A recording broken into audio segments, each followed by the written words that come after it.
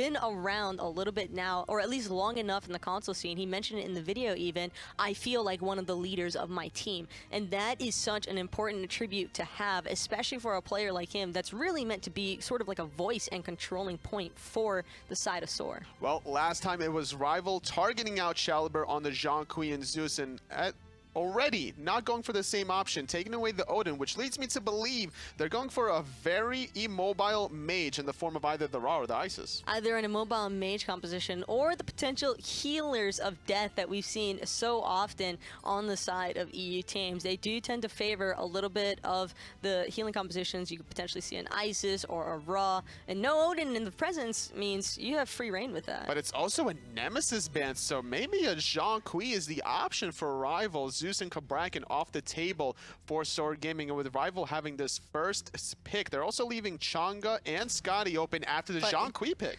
That's the thing that I think is got to be Rival either being really confident or just really unaware to leave open the Susanoo, Scotty. I mean, Soar opting for the Medusa here. Medusa is still a very strong pick in comparison to alongside Scotty, but the Susanoo, once again.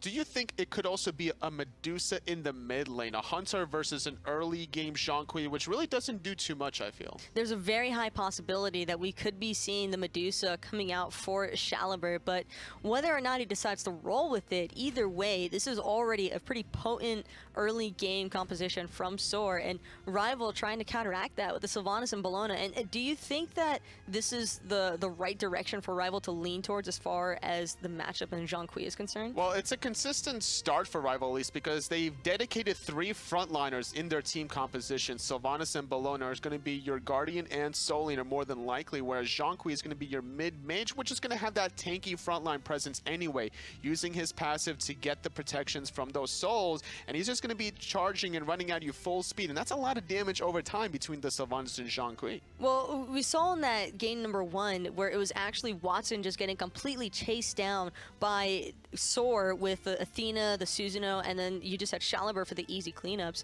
How do you think a Zhang Kui is going to face off against the Susanoo Scylla yet again? Do you think there's more survivability this time around, or? Well, if you're the one that's going to be aggressing first, you don't really need to worry about being aggressed on. So that could be the game plan out of Rival. Just basically throw all the cards in Soar Gaming and see what sticks. And seeing what sticks is probably going to be the make it or break it point as far as Rival is concerned.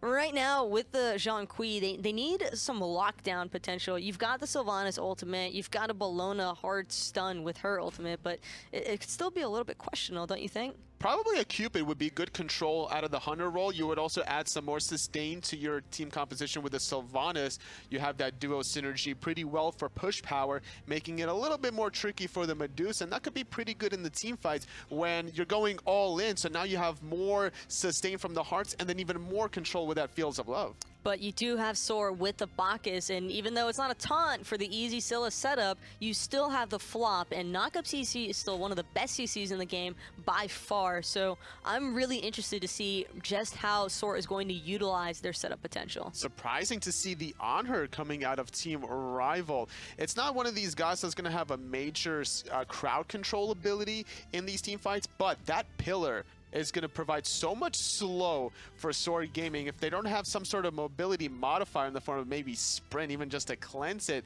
they're going to be basically walking through sand.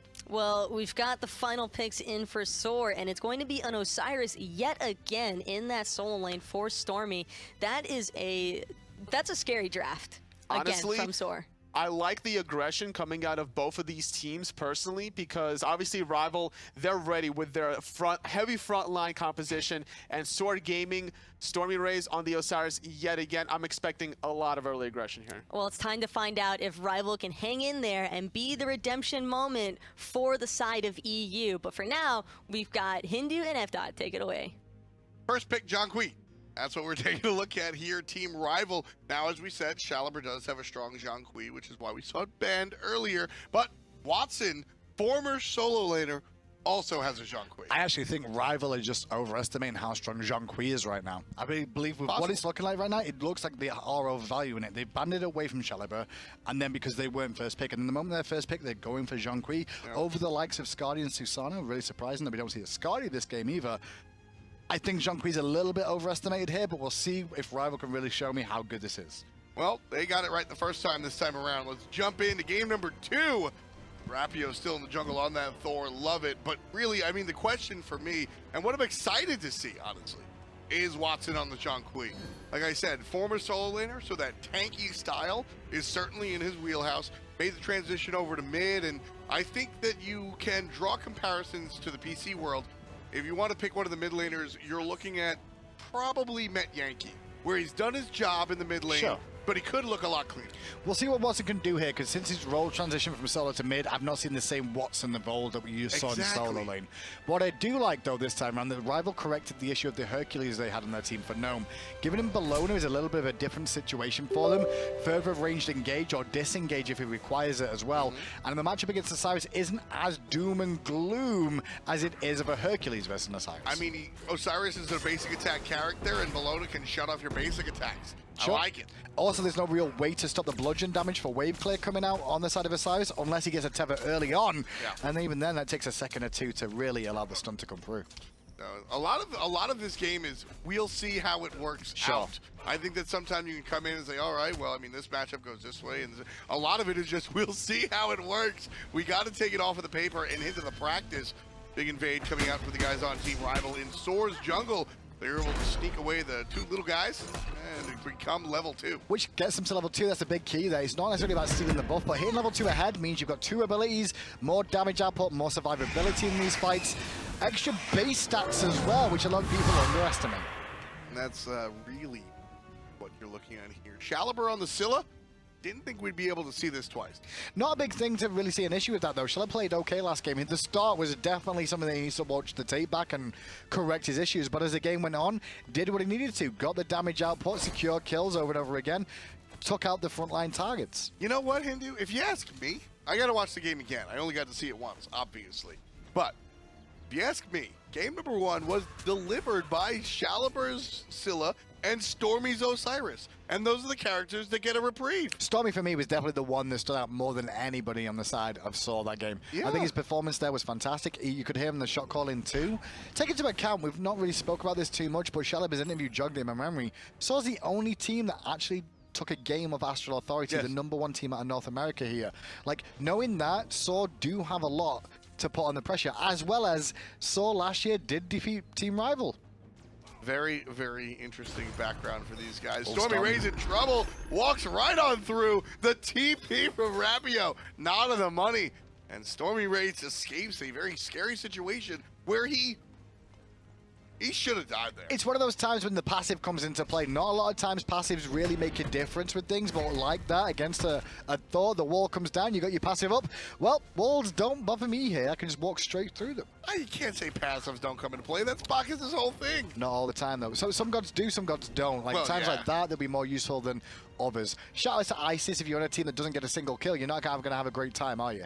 All right. You see, there's You're a few, right, you're there's a few right. different, see different passives that can happen. No, for example, if you're not in combat, you're not going to get any extra. Very true, very true. Whereas a god like Thor is going to get it every time he shows up. All of a sudden, bam, look at that, surrounded by Take extra players. damage. Yep.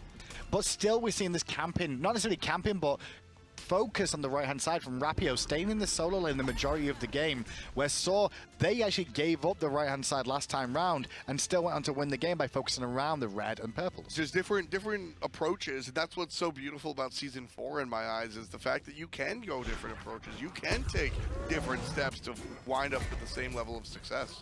Now, composition-wise, coming out from Rival this time around, we talked about how early on their game was this time. Well, some members of the team are still going to be that early game focus, like the Anher. Sylvanas is fantastic too, but then you've got a bit better of a mid to late game with the likes of the Jean-Qui. If you can get to that point in a decent stage, we mentioned the fact that Chaos was talking about you want to be at least even, or if you really want to be ahead, so you can really survive these engagements and turn it around. A lot of pressure on Watson here to make sure he continues to sustain farm up and at least keep equal place with the Scylla. And I want to touch on Watson one more time. this guy, I can't undervalue or speak enough about how highly he was regarded from the solo lane. Jacob HL walks into 3 and pops the ultimate. Watson's the only one here. This is a very curious fight. Very awkward fight, and the worst thing is most of the ultimates were wasted. It's still but working. Rapio's still going to get in there. Does he pick up Shaliber? Now with Medivh not going to have the backers flop to get away. He's down, and now Caden's in trouble too. And that's a double kill for the jungler and the first kill for the support. I asked for it in game 1, and I got given it. Rapio, this is the performance that we're used to seeing from him online during the regular season. His team does weird stuff, and Rapio's there to help him out. It was the most surprising engagement ever, though, because Jacob ults with the Rapid Terror there, gets the ultimate off on one target, and everyone watches and goes, wait, what? And because the ultimate was used, Rival try and make sure it's worthwhile the use of the ult. At the same time, his Saw is in panic stations immediately when the ult goes off, like, we're getting engaged on, panic, run for your lives! And that actually allows Rival to chase them down and set up the additional kills. Instead of everybody just walking away like they could have done, it was forced. And great timing as well. They're able to pick up the some of the other nonsense on the right side of the map. Team Rival 3-0 early on. Just 5.5 deep, and we're already 2,000 gold up for Team Rival. And as we look at their composition, it's a little bit similar to what we saw last game in the sense that they're supposed to be up now, so SOAR aren't too mad about it. Remember, game 1 started in Team Rival's favor, 4-1 at one point. True, but they need to be careful because when you see the net worth on the left-hand side, notice where Zaxi is. He's actually in amongst the rest of Team Rival in terms of gold lead, but Caden now starting to have to rotate this side to pick up some farm to catch up himself. He's actually going to slow down how much of a lead Zaxi has, and it means Atonement will actually develop a lead because of that if that continues to happen. Zaxi caught on the wrong side of the pillar, able to dash his way to safety. Not too big of a deal there. He'll head back to base and finish up his boots, so he's not looking for the stacks just yet. Just going to go for the movement speed, which I think is the right game when he's got a player like Thor across the way looking to gank him. Yeah, the movement speed will help him out in quite a few situations just to be able to move around a little bit better. Plus, it's an extra power spike too, which a lot of people don't necessarily take into account. It's not just the mobility you get from that, it is power spike too. But we're at that moment in the game now with all the camps pretty much being down across the map other than the Gold Fury. Both teams will just be looking to base, finish off some completed items, get a couple more wards for themselves, and set up for the next objectives. Yeah, it's all about looking for the next step. And right now, SOAR grouping up on the left side.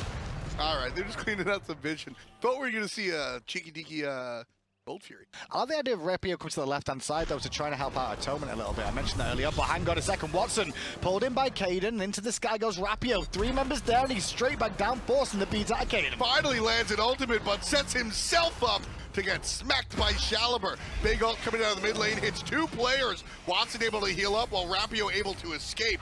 Medieval gets poked out a little bit by the Hunter's ultimate, but it's ultimately Zaxi wrapping around on the back, taking down Watson. And they surround, and it's 2 for the Hunter. Atonement falls down as well. That's a big kill. But it was all Zaxi. The rest of that fight wasn't great from either team there whatsoever, but Zaxi's rotation paid better dividends than that of Atonement's. He used the ultimate looking for the cleanup. They're looking for the gold here, which is a bit risky. Uh-oh, Caden pulled in the nice dash, gets him out of the way of the hammer, but not out of the way of the chain flail. Jump on top of Zaxi. That's 2 for the big Gnome, and now he's surrounded by 2 players on SOAR, the third just backing. Gnome looking to make that happen. Hits 2 players with a bludgeon. It's a 3-on-3 as Rapio joins the party. Can he get it through the wall? Oh, he did. Gets a double tap, but not a kill. Not going to jump through that because what he's trying to do is delay backs if he can, and actually stopping Medieval getting back to this fight again, which is allowing Rival to look towards the Gold Fury. The bad news is they took a lot of damage there, specifically Gnome by going so deep, took so much damage that they couldn't tank it up long enough to secure the gold, especially with Stormy's presence being there. Even without the Gold Fury, Team Rival are keeping this 2,000 gold steady. Now up to about 2,100. Previously, it was only 1,700. So still a couple of hundred gold walking in the right direction as Team Rival. Almost able to pick up that gold, but unfortunately, like you said, took a little bit too much damage. So much so that just the presence of a single Osiris was enough to make him walk away. But now they're going to have to keep an eye onto that Medusa as well, because giving Medusa 2 kills early on can allow them to establish even more of a lead. Not just the fact that it was 2 kills, but 1 kill was against a direct lane opponent. 5,300 to 5,000 even or so, wave to wave for the Anher right here. They're separated by about 200 gold when Anher had the lead above Duza before. Very important kill coming out there for the Medusa. Mid lane, Watson's in trouble again. Has to use the ultimate, knocked up by the ultimate coming out from Kaden there, but Saw looking to disengage, knowing that Rapio could be around. And he's hanging out. And he'll land back down. Just not an opportunity for the jungler. I don't mind that. That's an ult that has to happen. Because if that team fight becomes a team fight instead of a walk away, you need to have that jump in, and there is a delay with Thor ult, etc. So I don't mind that happening. But does Soar know is the question. More than likely they should know that that was going on because they realize the jungler's not on the map right now, and if he doesn't appear, it probably means he was ulting somewhere, not necessarily buffs because all the buffs were down. So they should know. They were more than likely he was hanging around looking to ult. Not a big thing for them. What you can actually see at a Saw though right now is they're testing the Zhonghui. They're testing to see how much burst they can put onto the Zhong at this stage. Can we kill him in time? No. Okay, reset. Can we kill him now? And it's just testing the water to see how tanky Zhong is and when they're going to have the burst to bring him down before he can really turn it around. 3-on-3 as Medieval comes around from the rear.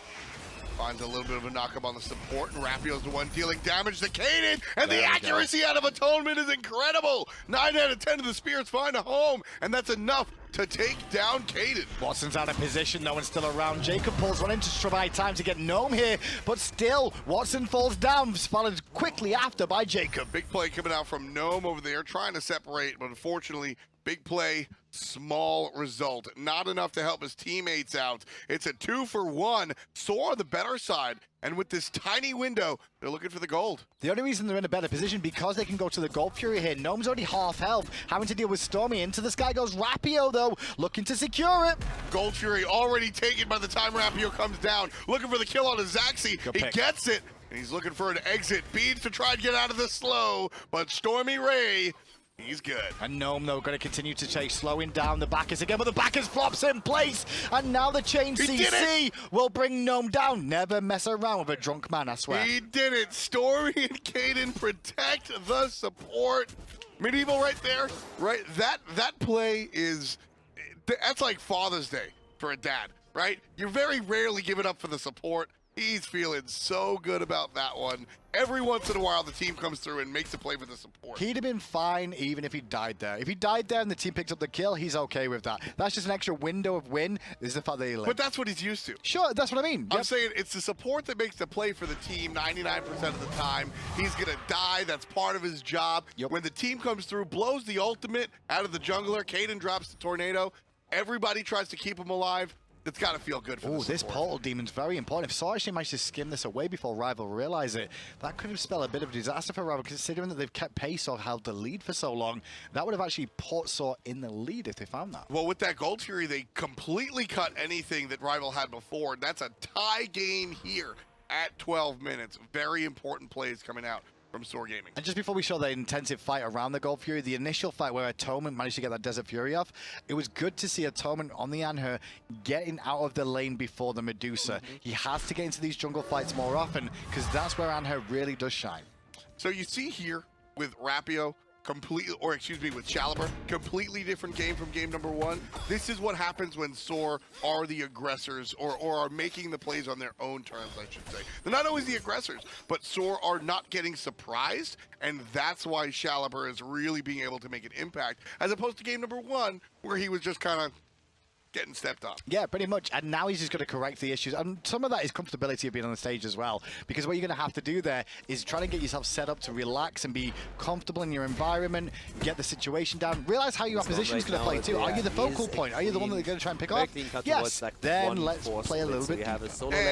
Sometimes, you know, when it comes to it's also playing within your team. Sometimes the things, we look at game number 1, and Challenger and Medieval weren't on the same page. Sometimes you just want to punch your teammate in the face for the things that they do. So the main idea but is other just times, like this move time from around, lane the to Bacchus lane, and fitting in there so much better. The belly flop setting up for the crush instead of going the other way around. This game is looking a lot better for Soar already. Now the window of trying to pick on this Zhonghui in the mid lane is starting to close for Saw though, because Watson has invested into the Warlock Slash, not only giving him damage but more survivability in terms of health, and more than likely as time goes on I'm expecting Theo to probably come out here as well, just to give him even more health to survive. Yes, I think that their chance of ganking for kill is gone. But don't you want to keep showing presence in the mid lane to screw up that Warlock sash? Yeah, but they need to. That's what I'm saying now. Like the window's closing for them. It's not closed just yet because he's still stacking up this Warlock He's sash. just slowly. He's just slowly closing the window. That's all it is. It's like, and one by one, minute by minute, it's going to cause problems for Saw to be able to pick off the Zhonghui. The burst damage will be significant still, but it's not going to be significant enough to affect a Zhonghui who can sustain that back up again. Sometimes that window is like the paint sticks to it. Get off the window. Get off the window, Tom. Get out of the window. Use the door. There's no thought in this game. Giannis would have been better. He opens the door. That's a door. Thought. Yeah. What does Thoth do? Opens the window. He's got that's his whole thing. He just ults and kills people. That's all hoping I for know. a window out. Can't find it. Still has Eagle Valley though. And that big game of chicken with these solo lanes. Sometimes these solo lanes that have similar ultimates, like Osiris with Lord of the Afterlife versus Bologna and Rally. Sometimes you play the game of chicken. Who ults first is the engagement sometimes. Yeah. So you hold it to the last second and hope that they choose the wrong angle and don't think you're going to go the same way. Yeah, I thought I was going to see more out of King. But that conscious decision from the jungler early not to invest a lot into Gnome. They want to make sure that they're available for some of the other exchanges. I will say, Rapio's had a bit of a better performance this game up against Caden in the jungle as well. His positioning, what he's been doing, has been much better. The double taps connecting more. Caden's been a little bit lackluster for the time being on the gank pressure, but his choice of targets aren't necessarily the easiest ones to bring down, and that's why he can be suffering. Yeah, that's a key choice that Caden's making right now. A little bit of poke on Jacob. The Shalibur's able to deliver the crush there. Want to see exactly where Watson goes next. He's going for penetration right now. I'm expecting Spear the Megas to come out here. Spear very, very strong right now, but a little bit underestimated by a lot of people. But when you're somebody like Zhonghui who has a lot of dot damage, you're not necessarily after just that one bomb that's going to do all the damage in one hit. I mean, Zhonghui, his ultimate and his first ability, the card, are going to be dot-based. 1, 2... There's 3 stacks of a theoretical spear already, just like that, before the team fight begins. Yep. This character just synergizes very well with the spear. That's just how that works. And now it's just a waiting game again for the Gold Fury, because I'm expecting to see Rival the ones that try and set up for a Gold Fury earlier than Saw do. Because Saw got in a driving seat after a bad engagement. It was Rival that initiated their engagement. If Rival can get a better engagement off this time and get some wards down around the gold, they have superior opportunities to engage and force a fight with the likes of the pull from Sylvanas, as well as the walls from Rapio and the ultimate. And what I like about what Jacob's been doing here for Team Rival is he's tossing that pull out every opportunity. He's working it like a raw ult. We see players use raw ult all the time because the cooldown is relatively low. With this Sylvanas, he's going for it every shot. Yo, someone just saw Zaxi back right then, and look what he does straight away. Straight to the goal for you. This is fantastic play from Rival, but can they get it in time? Caden's here, Medieval's here, but Jacob's right behind them. This could be a good pincer move. Nice ultimate, jump out by the support, but damage coming out onto Caden. He's got to dash away. Rival got the better of the jungle. But now we see Rival need to disengage before Stormy gets too involved in this. Watson's in a bit of trouble. Rapio, they'll go straight back for Caden. He's going to be off the mark on both the ult and the spin. Pulled together, that's going to be his Aegis. Caden and the Medusa, they collapse and try to deal with the jungle, but Watson's the first to fall. Meditation used by the blue team. Chase is still on. Zaxi takes care of Rapio on the back, while everybody on the front chases on. Nice jump up top. Atonement gets knocked up next to Jacob. But Shaliber and Stormy could not keep up. No, they could have, but Saw was like, no, we don't fight, we go gold, because gold's more important right now. Stormy still in the front, joined by Medieval again on the back as Gold Fury's down. Medieval's still on his own, though, and he's not listening to his team, who are not with him. No, that was all zoning. He's zoning, he gets a double stun, forces out the beads. I like that play. Didn't need to zone anymore. The Gold Fury was down, he got the message about that. That was him expecting his team to follow up and continue fighting. His team did not want to do that, though. The Gold Fury going to Saw was all down to Rival again, though. They found what they were looking for. They had an opportunity with Zaxi back in. They go for Caden. Caden survives, and instead of resetting and going for the Gold Fury again, Rapio goes to the back line, Stormy joins the fray, and when Stormy joins the fray, the rest of the team is in trouble. All right, I got a better one for you this time around. Famous mistakes, okay? I didn't even have to look this one up. You know the teabag was a mistake? Was it? Yes, so there was a tea salesman that delivered little samples in these bags, and the people just put them in their hot water. I thought you were talking about a different type of tea bag. The Street Fighter one, right? Yeah, that's the type of one. I was like, anyway, okay. My point being, Soar make a miserable mistake by backing in front of the opposition without anybody really paying any mind to it. They just back, and oh my goodness, that's a terrible mistake. But somehow it winds up right. and they wind up on top, just like the guy that invented the teabag. Teabags are cool. Tea leaves are cool too, but that's all I'm going to say. 19 minutes in, the Portal Demon is available right now for Rival to look at if they want to go for this. But right inside, you can see Stormy and Medieval looking towards Gnome, but he gets away from the flop. Yeah, I've seen this one before. 2 players going to collapse on Gnome. He's just going to walk away by pushing the thumbstick in the right direction, and nobody's going to get anything out of anything.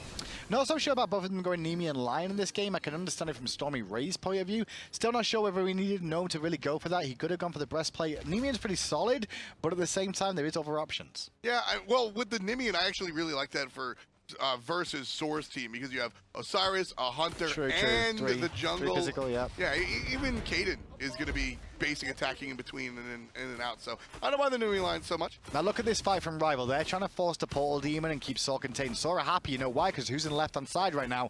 It is Zaxi split pushing. And Rapio's going to get away from there. Portal Demon's in trouble. Let's listen to Soar as they try to fight on Rival. It's fine. They got it. They got it. Let's go. I'm coming.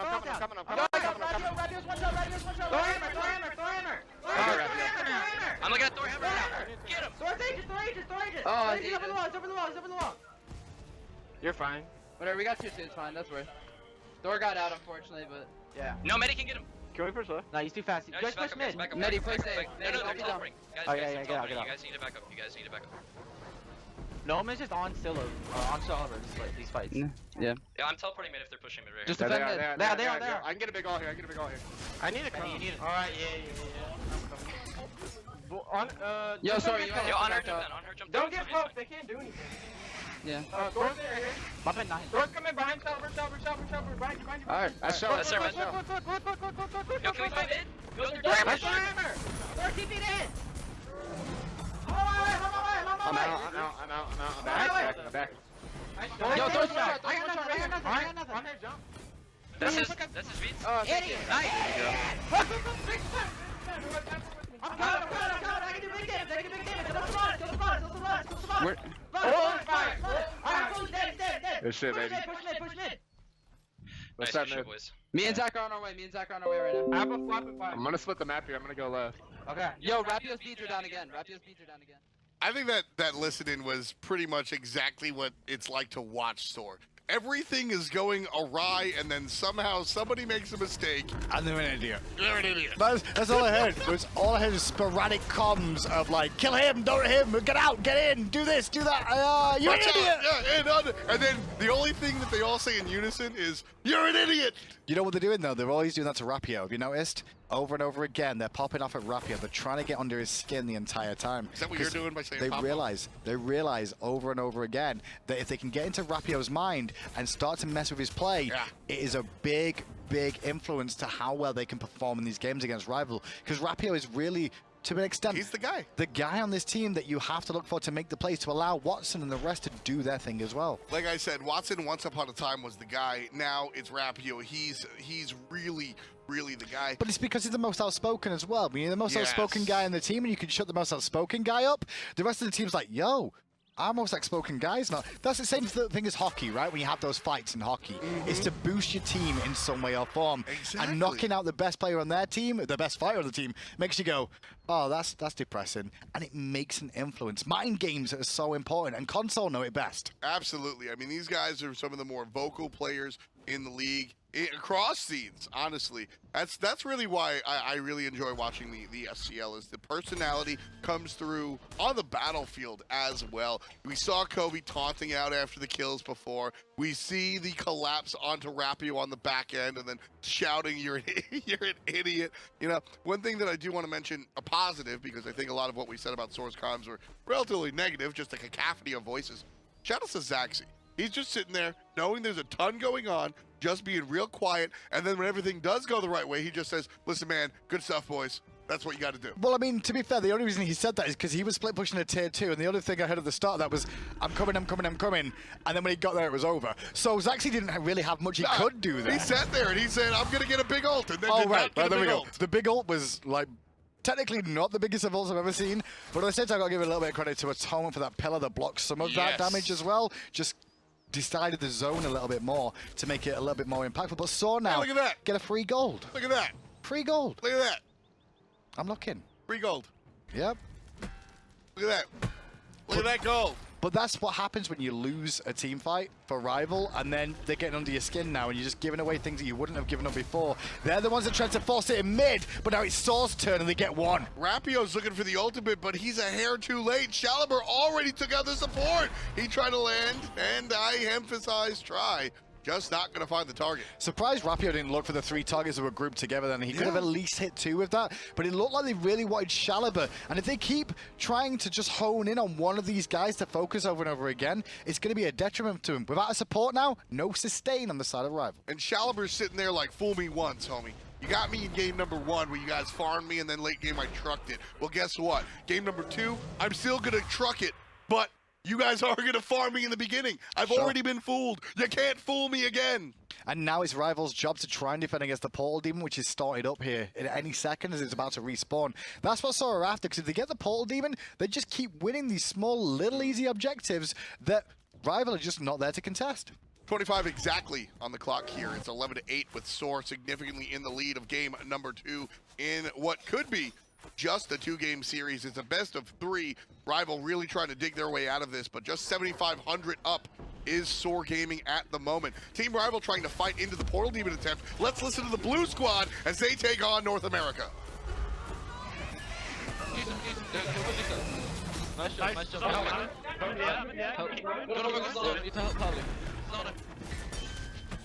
Wants to sign on, Yeah, I've got nothing. No I've got one's Rudy, I've got Rudy. man. Try and get Sonata. I've got nothing. Speed to Vegas. That's his ulti. Sonata. I've got nothing. Just group up. Look at Bacchus, go to Bacchus now. Yeah, back us. Son. I've got nothing. something else. Yes, Maybe we tap top or not? Okay, now. Yeah, we Oh, fuck around. can do it, right? Taylor's looking at the back, right? Can we just do this? Can we not do this, I'll stop guys? still at back in, Hello? I'll stop still at back in. Yeah, keep doing it. Yeah, we can do that. Do you want me to zone or DPS? Taylor's still It's only Slow's coming. Okay, we have to. Uncertainty and unhappiness, the 2 things that I hear in Team Rival's comms. That is not a Hold good that. look. Wait a second, because Stormy Rays has just kept them all busy. Now Caden's here too. The ghosts are unleashed from Watson. But look how tanky Stormy still is. He just ate the whole ultimate from a Jean Kui and walks away. Rapio ults in at the beginning of that team fight, misses, which has not been the case in game 2. He's been relatively accurate outside of that 1 ult in the mid lane. And he misses, and right away, I heard the dejection in his voice. He goes, guys, I got nothing. You know what, comms there from Rival, the issue I can tell with them is they don't have a leader on the comms. Yes. Because they're all taking it in turns to shout out what primary target should be. And they had selected, you heard one person on the comms there say, yo, Bacchus, focus Bacchus, and they all went, yes, let's focus Bacchus. But if they were all watching that fight, they would have all seen that Flop was available, and they committed looking for him. You've got to have the guy, whoever's in charge. The rest of, one person should be leading the team fight. Yep. The rest should be communicating information that's important. Bacchus flop down, beats down on Scylla, To be fair, Osiris ult down. Like, that is the information you want, and you just want one voice that goes, Bacchus flop down. Okay, focus Bacchus. It's that simple. That's what has made Jeff Hindley's team so successful. That's what has made, we just watched Astral Authority. Bro, Chacho does that in the team fights. And to be fair to Rival, at least they're on even plane because Soar's comms sound exactly the same. But they're happy. Team Rival isn't, and I think it has something to do with the big lead Soar's got. And then that is down to the lead as well, yeah. But at the same time, if you are the losing team, that's when you look at the communication closer because you can get away without having the communication sometimes if you're winning the game because nobody can put a fault wrong. The difference is when you do get to hear the comms and you realize they're losing, you're like, well, definitely a few things that need to be correcting here, boys.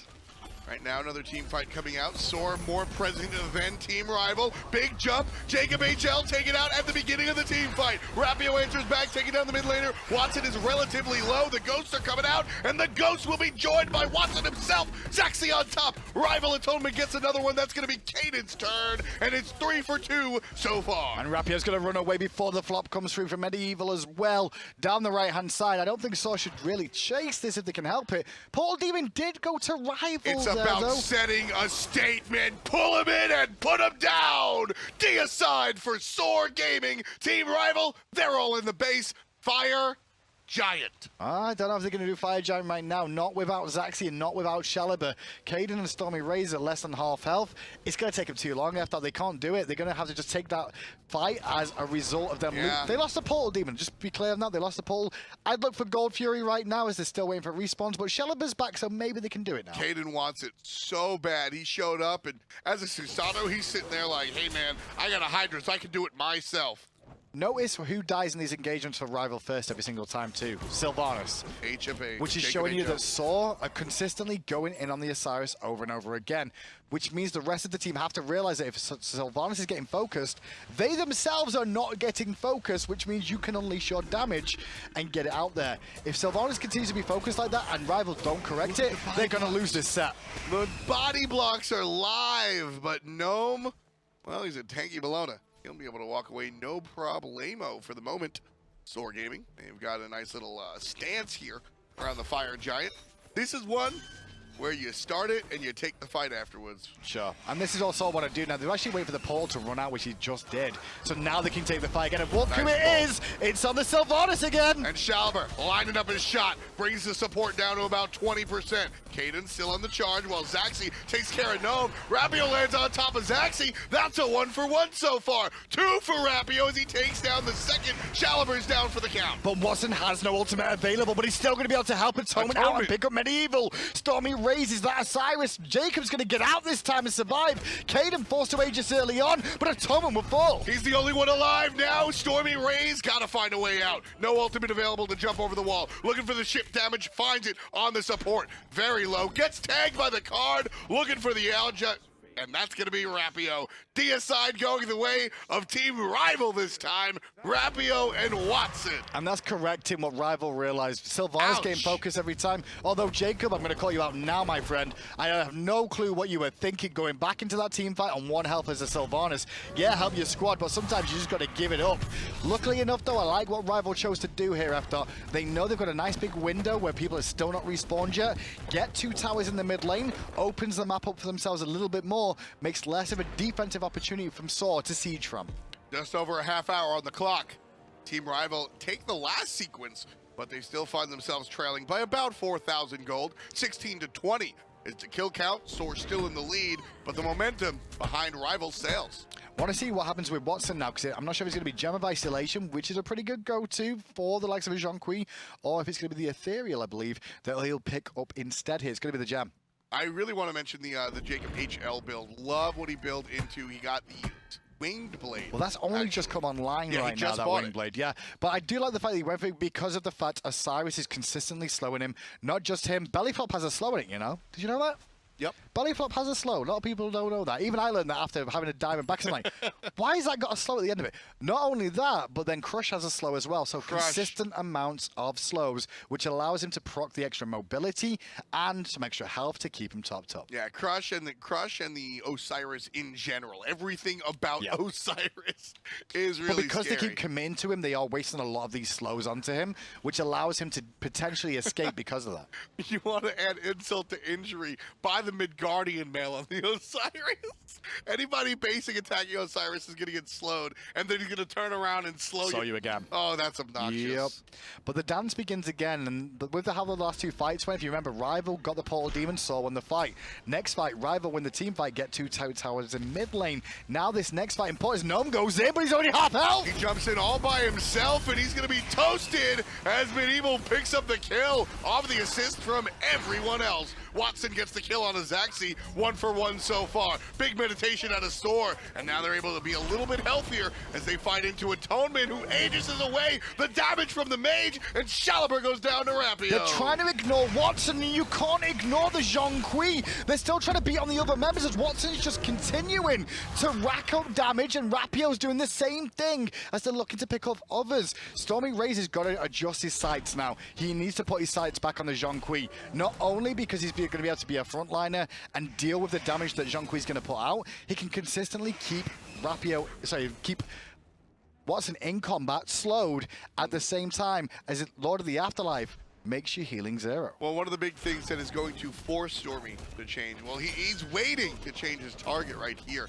when he finishes up those chin side, he's really going to be able to just shred the Zhang Kui as well as the other targets. But that's going to be one of the reassessment of the target is when he finishes up those chins. Worst problem is for both teams is neither really gets an advantage off that last team fight. If anyone is sore right now is they've held the Portal Demon, but they've got to reset it again once Watson shows up.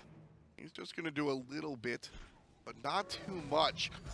Chase the enemy off of the Portal Demon as quickly as he can. Shinsai not quite finished just yet. He's got to be so close to that item.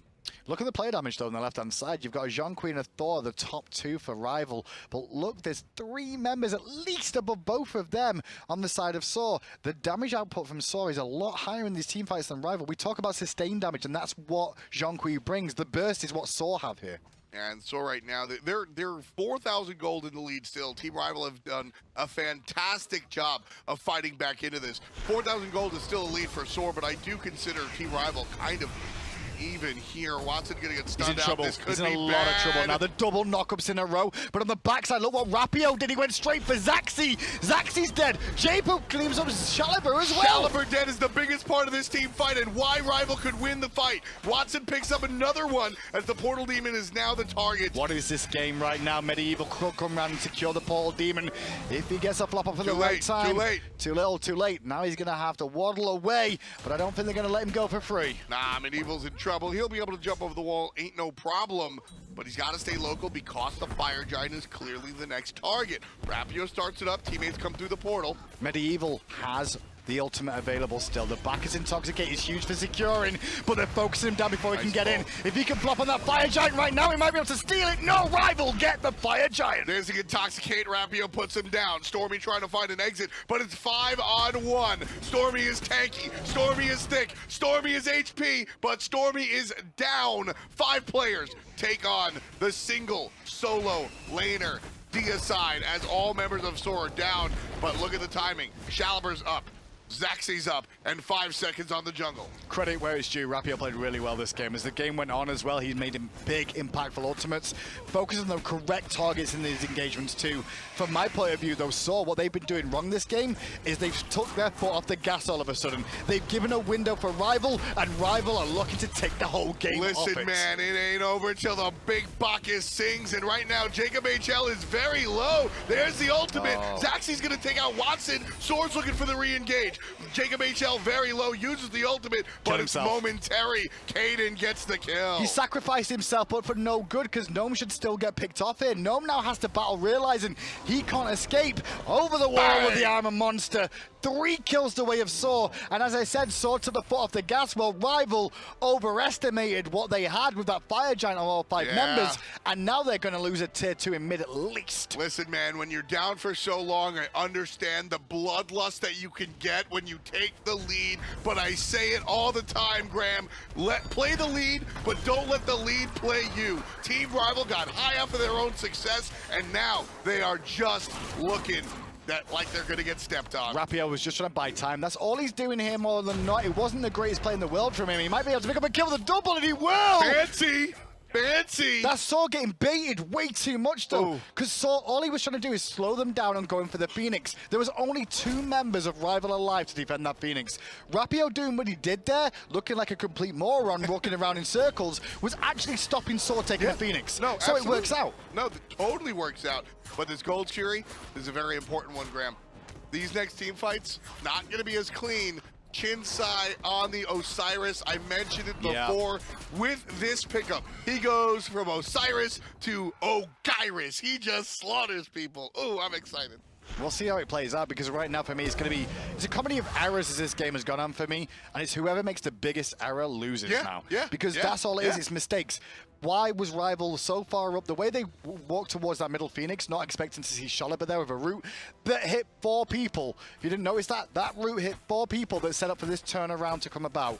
Then, immediately after that fight, what happened? Saw's like, hey, we got an advantage, and Rapio pretty much just causing them a problem for no reason. They could have just ignored him if they wanted to and stayed grouped or pick him off. Instead, they chose both, and in the end, they only get a Phoenix. Sorry, they only get a tier 2 and a Gold Fury. Listen, man, sometimes your mistakes keep you alive. The pacemaker was invented on accident. That keeps you alive. But Marie Curie, she died because of her mistakes. So it's a blade's edge right now. We're seeing which team can really climb the mountain. 24-26, teams separated by 2,000 gold. All of it irrelevant.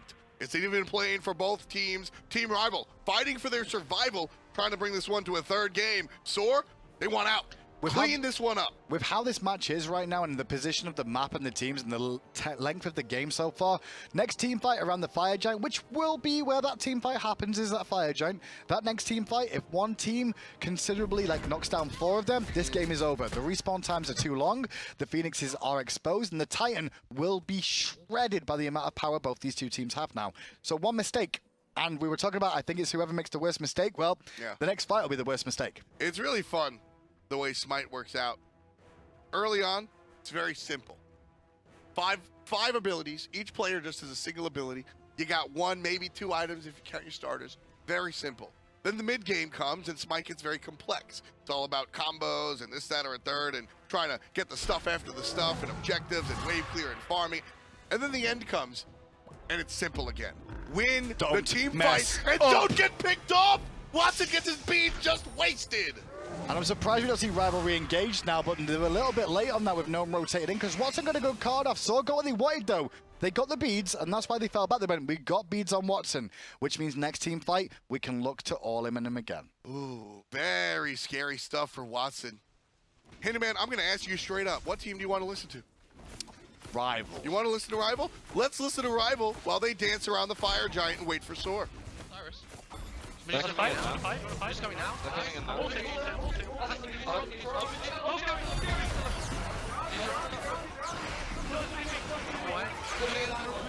In the back. Nice. So produce 1 HP. Produce out the fight. I got better. Susanna's out. Susanna's out. I got better.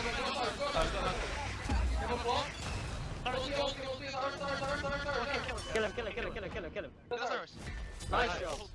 Back. We got I can pull. pull. We Don't got back pull. here. Don't back here. Yeah, we've got pull. Yeah, I know, but that's what I mean. They're gonna stop you back if you back there. Just leave. Medusa's coming. I'm up in 39. That Medusa should have died faster. Yeah. We got both beads Aegis on her though. Yeah, but my beads Aegis are down as well. I dove back like together, please. Godzilla nearly killed her. So we promised you that Comedy of errors again. Like, come on.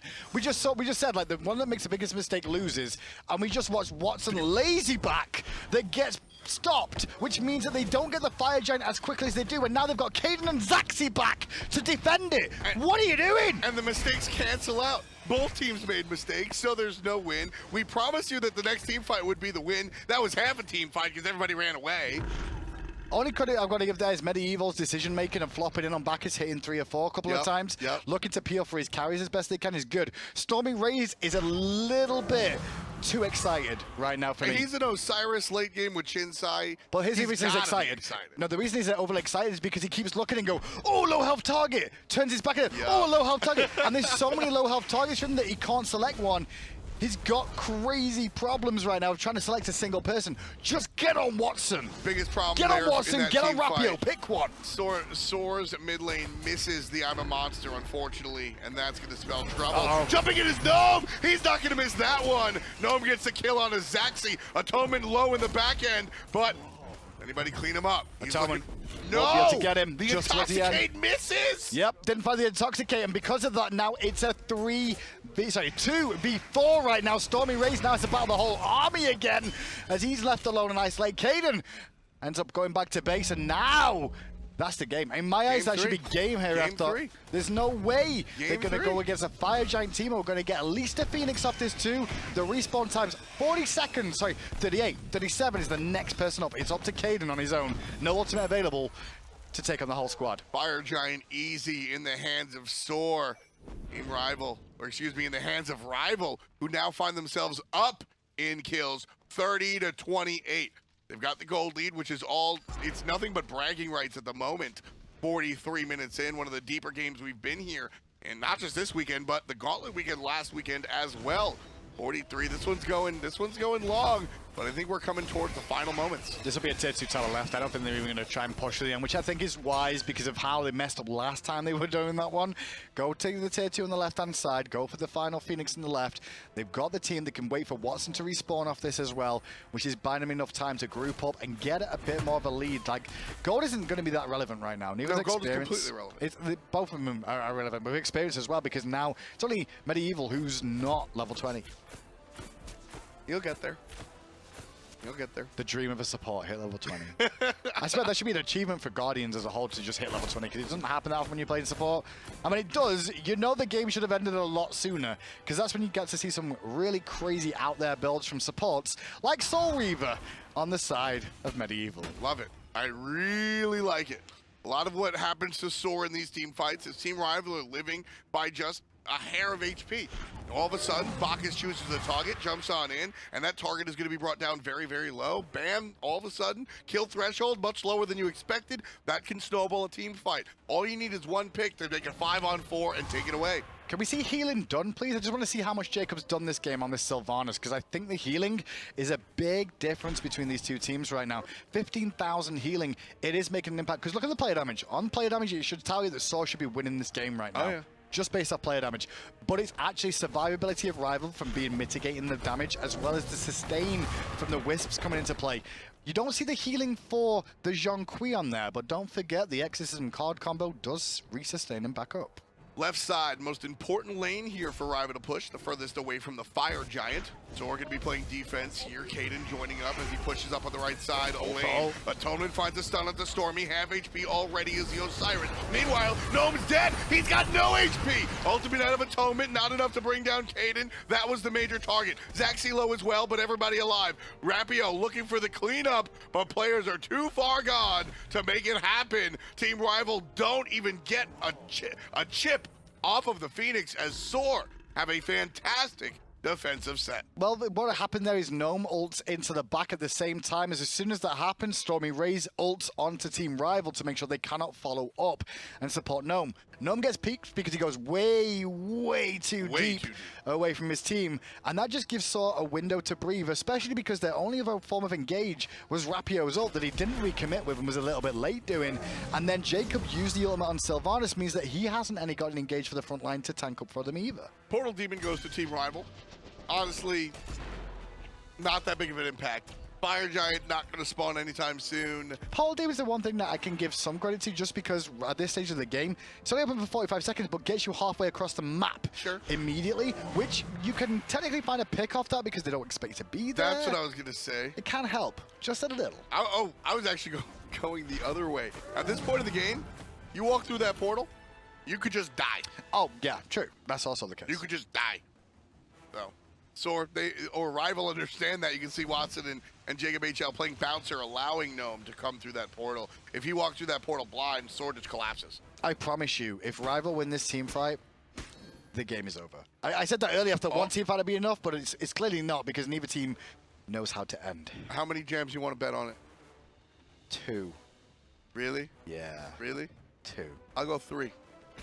3 that they're not going to end off the next team fight? Yeah.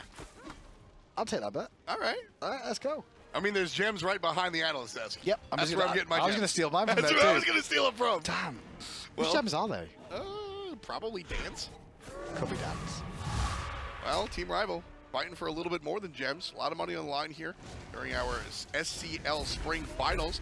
Right side Phoenix has respawned, and that's where Team Rival's going to directly go. Firebird falls down right away. Here's the pull-in from Caden. Isn't enough. Watson's low, but Zaxy's lower. Down goes the mid lane, but Shalibur's the man, taking down Watson. Still continuing on his Atonement, trying to find the basics on the back end. Jacob HL is going to go down for the count. Caden on the good side, 31 all. And this is the worst timing for this to happen to Rival, because Soar have 4 members alive. Fire Giant about to spawn. Only Gnome, Rapio, and Atonement have to defend against this Fire Giant now. Obviously, Soar have to deal with minion waves coming in, but they can still look for a cheeky Fire Giant here with 4 members strong, Tom. Well, Team Rival. That's why Atomo's got to hang around right now. He's got to stay here to make sure they don't do fire. So could have looked for this, but I don't think they're confident in themselves to do it quite clearly. Otherwise, I expected a rush down towards that fire giant, or even just straight down mid for a middle Phoenix. Shaliber is making or breaking these team fights. When Shaliber gets picked on the back line, the team fight goes in Rival's favor, easy peasy. When Shaliber's able to actually have an impact, he is just the key to these team fights. The problem is Team Rival know it. That's why they're focusing here. Gotta say though, Zaxi is the one that's really being focused though, because every time Watson goes in, that's all he's after. He's trying to take out Zaxi. Zaxi's like 10 times this game because he's been the focal point of this entire time of take out one of the AD carry damage dealers and things will get easier. I love the fact that Shaliber's sitting 3-7 and 19. He's not actually the guy confirming the kills, and yet he's third in damage for his team. He doesn't really care who winds up with the kills. He's just trying to eat. Did you see someone jump to the leaderboard in terms of damage just lately? John Queasy. Yeah. You know why? Rod of Tahuti finally came online from the last couple of engagements, which means he really is swinging for the fences right now. Tanking sustainable enough for one rotation of abilities. If he can get 2 off, the game should be done. But from what I've seen from the way the games have been played so far, Saw haven't really focused him that much and allowing him just to get a free rotation off every time. Yeah, it's pretty rough. And looking at the players, honestly, a little bit of fatigue coming into it. 10 minutes or 11 minutes shy of an hour here, where our average game length is honestly under half. Yeah, about 27, 28 minutes, I'd say, is the average game length. So going this late is not something the players would have experienced it before in the past in the ranked games and obviously in other competitive versions of Smite. Yeah. But the current patch situation, you don't go this late. So the question is, how good are you at playing the late game just lately? That is a large... And what we're learning is both of them can't play the late game. Yeah, a lot of sloppy fights here, which have been both a pleasure and not so much to watch. Jacob HL walks into Stormy, who's totally content with dealing damage to the support. I like the idea of Rival trying to bring in Saw right now and try and bring him towards the Fire Giant, because the problem is, though, is that the minion waves have been pushed out by Saw in both the middle and the right-hand lane, which is where the Phoenixes are down right now. So they're not getting any pressure towards the Titan. They're not being pressured to have to go and farm those waves just yet. In a few moments' time, though, if Rival can hold this position, that will start to happen, where people from Saw have to fall back. And you can see where Shaliber's going right now for one side, and Zaxi in the middle for the same. And while everybody's split up, this is an ideal time for Rival to really find a pick. Honestly, it's an ideal time for anybody to find a pick, since everybody winds up splitting up. But you talk Team about Rival spreads out as well. You talk about finding a pick. I'd love to see the pick from Rapio. Rapio should be looking for an ultimate on this Thor if he can, because he could look for Zaxi in the mid. He could look for Shaliber. But notice how Shaliber and Zaxi have both got a permanent pair with them right now. Caden is babysitting one side and Medieval on the other. Fire Giant half HP. This is going to be Shaliber looking for the big one. Can't find him, but Zaxi does. Jacob goes down, and that's going to be a good one. 1 for 1 as Watson takes him out from the mid lane. Gnome's in trouble. Gnome is 2. Gnome is 3. Zaxi's on a triple. With the triple. Looking for the quadra as well, but Caden will take that away. But what happened? Zaxi survived. The one time Zaxi doesn't get taken out at the start of the fight, he gets a triple, and then the game is done.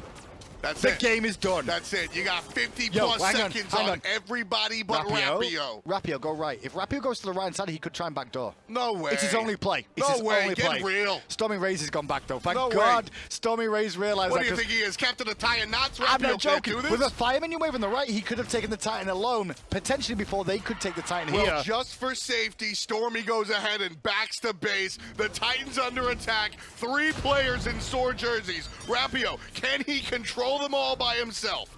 Well, even if he can control them all by himself, they're still going to be able to get the Titan down eventually, but Caden's taking a lot more damage. Rapio gets 1. Why are you fighting him? Kill the Titan! They have to. They got to fight through the one last man, and the Titan goes down. Caden barking across the way. That's my man. Sword goes ahead and takes it. We'll see you in semis. In semis, but I don't know if they'll get past the semis with a performance like that. I'm going to give them straight brute honesty there. They've got a lot to work on going into those semifinals there. There's a lot of indecisions, misdirection of abilities that should have been invested elsewhere, and the front line just wasn't as solid as they should have been.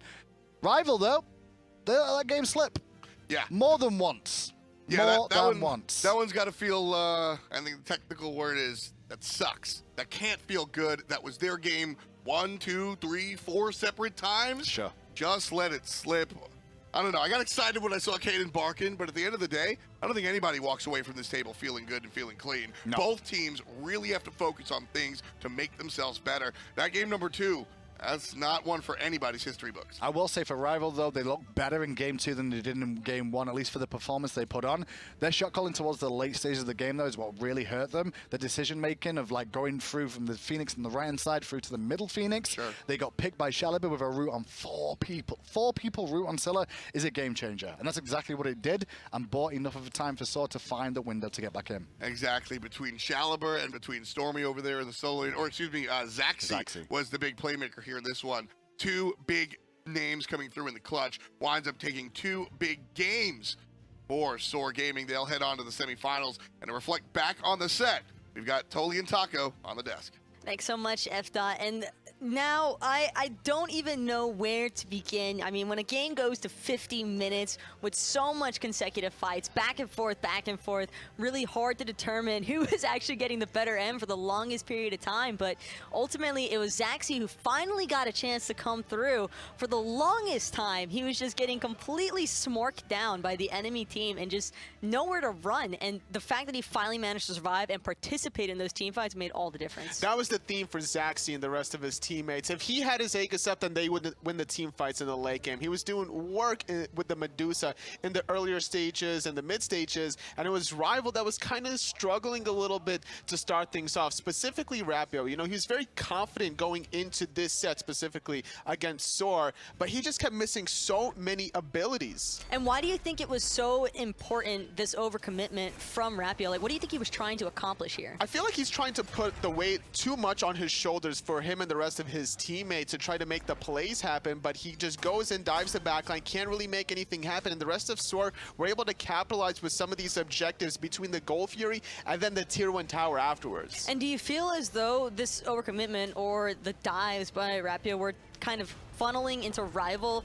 placing themselves out of position? Well, their composition between the Jean Kui, the Sylvanas, was basically committed all-in strategy. So it made sense as to why Rapio's overcommitting so hard, but he just wasn't getting the better end of it. The idea and the thought process were there, but the mechanics and the execution was slightly lacking. But in the long run, I don't feel as though Soar's execution was necessarily anything to be a super feels good man about. Like, I mean, there's just so much sloppiness, I'd say, on both ends, especially during that 35-minute mark where the brawling was just consistently nonstop, just over and over again, taking up the fights. And how did you feel about the target focus on a lot of those fights? I mean, there was a lot of damage spread out for Rival because of the fact that they have the Jean Kui, they have the Sylvanas. You get those ultimates off, you're spreading all your damage all across the board. So once we saw the first deicide from Soar around the 29-minute mark, and then the counter deicide from Rival, that was basically the theme for the rest of the game. Neither one of them could really secure the later objective, and this was the first one here from Soar Gaming. And I thought that this was an absolutely incredible point for Soar. It looked like they were about to be nearing the ending stages of the game after this fight went so heavily in their favor. Zaxi just with the complete turnaround. And then again, the overcommitment from Rival. They tried to keep pressuring into this composition that Soar had available to them. But with the assistance of Stormy and that heavy front line, just completely left alone, able to chase down Rapio. And it was actually Kaden who ends up hooking around the long way, cutting Rapio off, and just, I mean, pulling from Susanna, same story every That's time. the power of the Susanoo, but unfortunately just too overzealous, getting out of position and overcommitted there. Gnome doing a good job diving the backline. This time Rapio did a lot of work, despite having a slow start in the early game.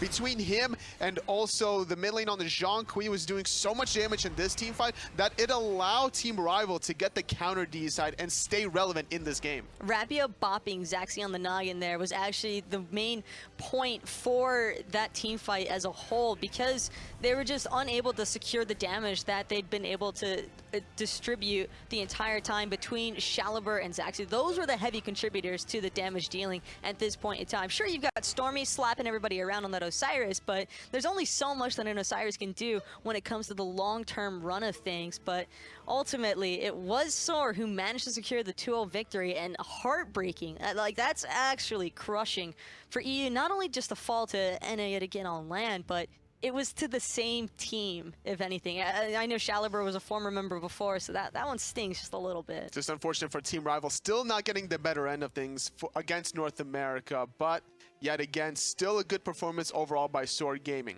I think that Sora certainly have a little bit to work on, especially when they want to carry things over into the semifinals for tomorrow. Definitely need to do some of their own research and everything and make sure that they are all good to go for tomorrow's matches, because that's probably going to be one of the most important aspects. Absolutely. You got to take what you learned from this one and transition it for tomorrow in the semifinals. And like I mentioned, I'm sure that Sora is definitely looking forward to it. But now we've actually got Storm Rays alongside of FDOT to talk about how that set played out. Thanks a lot, Taco and Toli, standing on by here as Stormy Rays, the solo laner.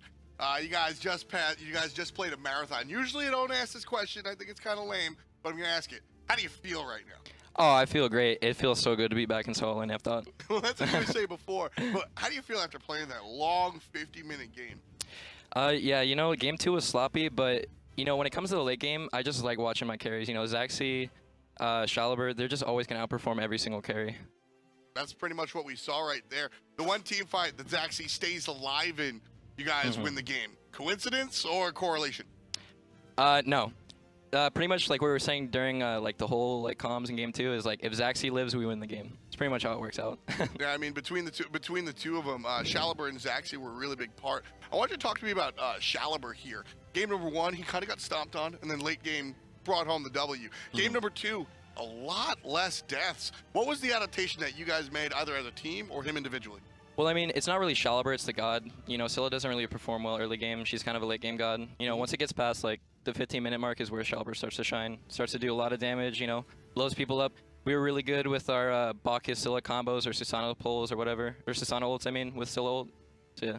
So talk to me about the relative level of confidence. You guys know that you're not the #1 team in the league, but you're the only team that has taken games off of those guys. You're here to fight, you're here to play. How confident are you guys coming into this weekend? You know, I'm pretty confident because, like, we don't really know, like, what EU plays, you know? But, like, we have a good idea of what my guys play. And, you know, Bro Chacho being on my team before, I know exactly what he's thinking. I know exactly what he's going to do. Same thing with Shalibert. Yeah, that's gonna be a really big play coming into it. I want to stutter step on this European matchup, though. However, Rival, just straight up, are they that good? Where do they land on how good they are? You know, it's not really Rival's fault. They just don't have a lot of practice in EU. True. Let's be straight up. I mean, they could be good, but they never get any good practice in. Do you think there's some potential there? Yeah, I think, honestly, if, like, let's say, like, Rival played in NA, I think they'd be, like, 4th or 5th seed. Beneath you. Yeah, beneath me. Clearly.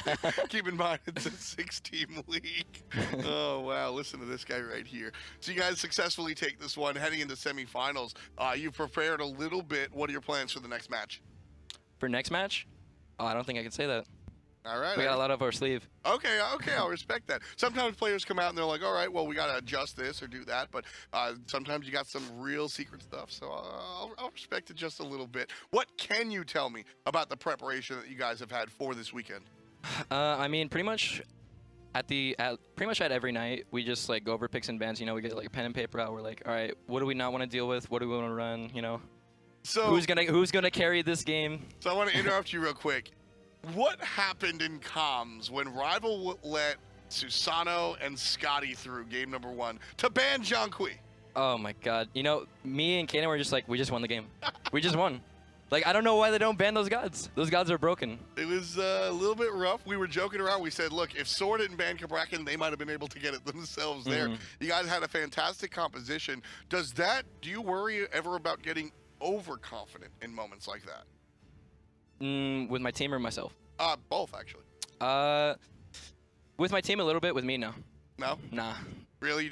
You know your limits and everything? I know my limits. Well, I'm the best. That's what he says right now, but we'll see. Either way, you guys take the W. Definitely congratulations on that one. Thank you. Anything you want to say to the fans and friends at home? You know, shout out to Soar. You know, shout out to all the fans, our sponsors. You know, shout out to actually my best friend Blake. That's Awesome. what I want to do. And touching on Soar, last question before I go ahead and toss it over. You guys have been with Soar for a little bit, and they seem really supportive. I see you Tubeable, I see General, everybody really bigging it up for the team. What's that like working with Soar and the guys there? You know, Soar's awesome. You know, like they showed up at Worlds. You know, everyone actually on Soar showed up at Worlds. It was really awesome to meet them. Yeah. You know, they're really supportive. You know, they kind of like feel like a family or friends. You know. It's important stuff. Yeah. If you take the win, you'll be going on to play tomorrow on Saturday. It's Stormy Rays, formerly known as Words as Weapons, over there in the solo lane. Finally, there we go. For Soar. We'll toss it back to you guys on the desk.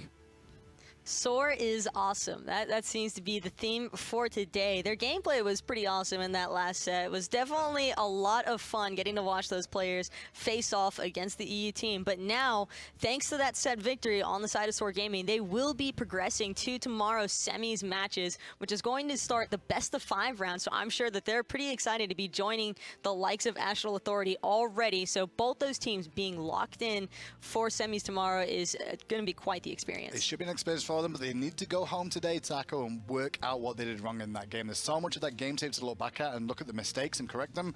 Otherwise, tomorrow won't be a best of 5. It'll be 3 games and you're going home. I can predict that already. And speaking of which, I do have Hindu here on the desk now, joining me. Excited for that, considering that he's. Are you sure? I'm more accustomed That's to being risky. there and you being here, but now that I get this part, you can't, just cut my legs off. What? And everything. You don't have any legs to cut off. All right, well, there we go. And and there it is, folks. But like I mentioned, we do have Soar progressing to tomorrow's semis matches alongside of Astral Authority. For today, though, in the quarterfinals, we still have Strictly Business Set and Elevate, which is coming up right now for these two teams to go head-to-head. And this should be a good one, because Strictly Business are kind of a team that came out of nowhere this split to an extent. I mean, their squad is relatively unknown, but they did find the second seed here, Taco, with how their performances have gone.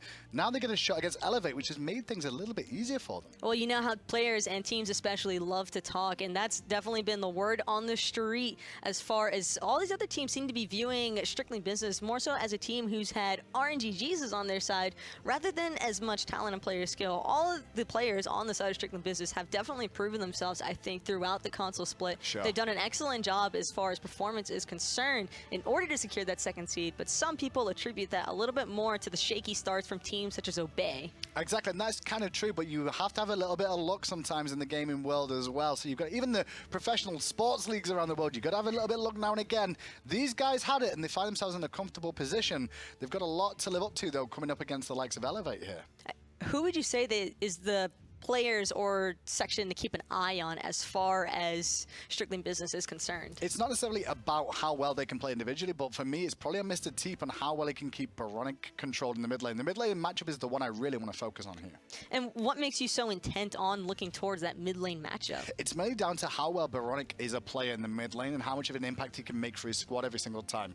Mr. Teep has to keep up with that as this game goes on. In this set, he has to make sure he's performing at least to the level Baronic is to allow his team to utilize it so well and find the wins. Baronic is certainly a player who has been fairly feared as far as Baronic is concerned in the mid lane area. I mean, you have to be consistently aware that Elevate is one of those teams that loves just pulling out whatever, whenever. We've seen it before, especially with some of the players already, such as Checo. Well, let me hold you for a second, because what I just heard was Mr. Teep is actually maybe in the solo lane here, not necessarily in the mid lane. We're not 100% certain now, because he's sat in the solo lane in the seat right now. Look at his cheesy grin. Is he like, is he set this up? Trying to throw us off. Trying to throw us off? Throw us off of our game. They had this all pre-planned in advance. Like, you know what'd be a good idea, guys? This. Strictly BM. That's what I see that as. Well, whether or not we find Mr. Teeth in that solo lane or in the mid role, I'd still say that he's certainly a player that's established himself well enough for Elevate to stay wary of him. We've seen it plenty of times throughout the split. He's excellent as far as positioning is concerned, and I think when you attribute a lot of these factors to combining with the rest of a team, it's all really essential. Yeah, Godpool seems very varied enough to be in a mid lane position, provide a lot for his team as well. The likes of Vulcan and Poseidon, some of the replays we saw there. Big AoE gods that you really need to go to. You have to do a lot of juking around on those gods, though. Position very, very key. But one guy that we do know for certain is going to be found in that mid lane role is actually Mr. Baronic, and I know that he's probably incredibly excited to get things going for the side of Team Elevate. I mean, considering that this is a best of 3, these guys know starting off on the right foot and securing that first W is one of the most important parts. Definitely. Getting the first win under your belt in a game of 3 so vital to you. It takes a lot of the pressure off of being on the stage for the first time. It means you're comfortable straight away from the get-go, and you also means you've got 2 chances to still go through, even if you make a mistake in game 2. And like you mentioned, Hindu, having the awareness that first shot's probably one of those important parts and it gives you a little bit of leeway, definitely a way to take some of that weight off your shoulders. And I'm sure that Baronic's feeling a little bit of pressure now, but let's take a more in-depth look to see what exactly he's been feeling all along. Brendan Veronic Lariana. I play for Team Elevate and I play mid lane. Competitive Smite, I played for 2 years, so I haven't played PC at all. I started off on, Xbox Beta when it came out. So yeah, I've been playing Xbox Beta, and then I started playing, watching PC streams, and I was like, I want to get into this, Once we placed top 8 on the Challenger Cup team, it really motivated me to, because I was that close to making it. So all summer long, I played a ton of ranked. And that fall split, it was Los Amigos. They played through the Challenger Cup, and they wanted to make a change in mid lane because it was Michael Checo. He wasn't working out in mid, so I had actually been subbing in for them for scrim sometime. So they called me and they said, you want to try out for mid? And this was 3 days before the Pro League started, so I was like, all right, yeah, I'll go for it. So yeah, and then that weekend we 4-0'd MW, which was the top team at the time, and 2-0'd SOAR. This team feels more like I don't know, I guess a family, you could say, because last team on Aware, we wouldn't talk about scrims that much. It was kind of, he used to be layers for our jungler. He wouldn't, in scrims, he didn't have the greatest attitude. So that kind of messed things up. This team, I feel like we can sort problems better.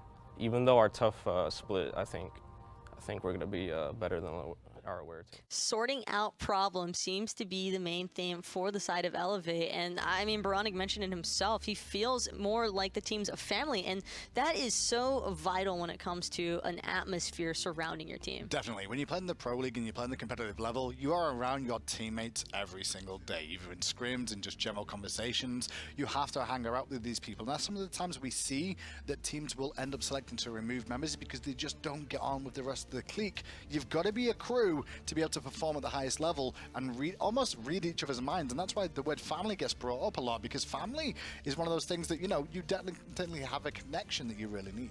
Well, I'm certain that the Elevate family is going to try and take up the first match of the day against Strictly Business. Both these teams are ready to try and brawl it out against each other. And what I'd imagine to see here, we've seen it before from Michael Checo himself. That hell is absolutely scary, and I would not be surprised in the slightest if Strictly Business opted to take it away. The question is what does Michael Checo play in the Hunter role? Because from what I understand, he is completely out there with his picks. Have we seen Hells?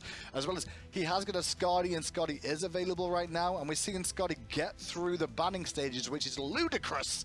After seeing last week's performance, it's the same patch that Gauntlet was on. It's the same patch that Console's on right now. This is 2 North American teams, though, as opposed to a North American versus a European team. And because of that aspect, I feel as though Scotty, well, yeah, there it is. The immediate ban away. One or the other was going to take that completely off the table, and it's kind of expected it would be the second pick team doing it. Scotty, Kabrak, and Susano are the 3 that should be banned every ban phase, and then there's one flexible ban, which is that hell for me.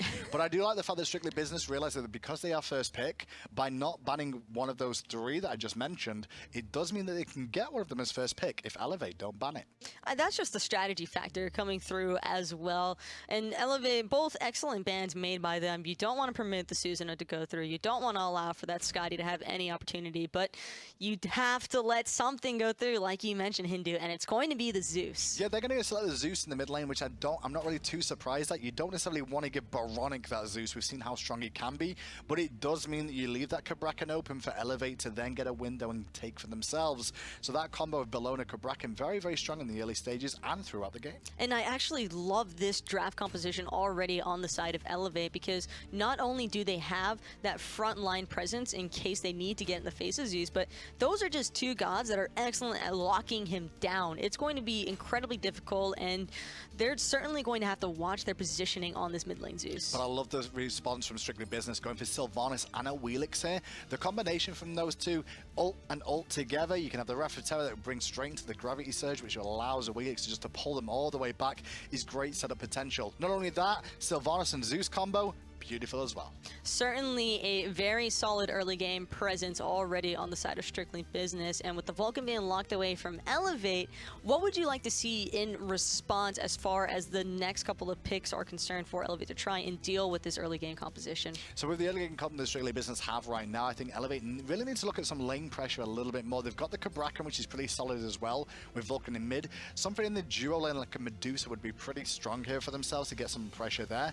But if Cabrakan goes into the jungle here, they do still need a support as well. Fafnir, maybe? We don't see too much of that on the console just lately. Well, great call on the Medusa pick, and that's immediately going to be locked away for the side of Elevate. So there's a little bit of early game pressure to try and compensate for the Sylvanas push that's undoubtedly going to come through. But the Hercules-Bellona matchup, that is one to keep an eye on. Yeah, just because Hercules can do pretty well in that matchup against Bellona. Bellona loves to max the bludgeon first of all, but you've got that wind up, which is exactly the same moment Hercules will love for that driving strike every single time they can. I like the choice of Khepri alongside that, just because we talked about late wave clear and pressure. Khepri's another one that is fantastic. Doesn't match to Sylvanas, but it's good enough. Well, Hindu, with both of these teams locked away, I am definitely excited to see how this match plays out. So here's the casters to take it away. Thank you very much, Taco and Hindu. We've got one side of the bracket complete. We already know the semifinals on the left side. Now it's time to check out the right. Elevate versus Strictly Business is going to be our first matchup here, Toli.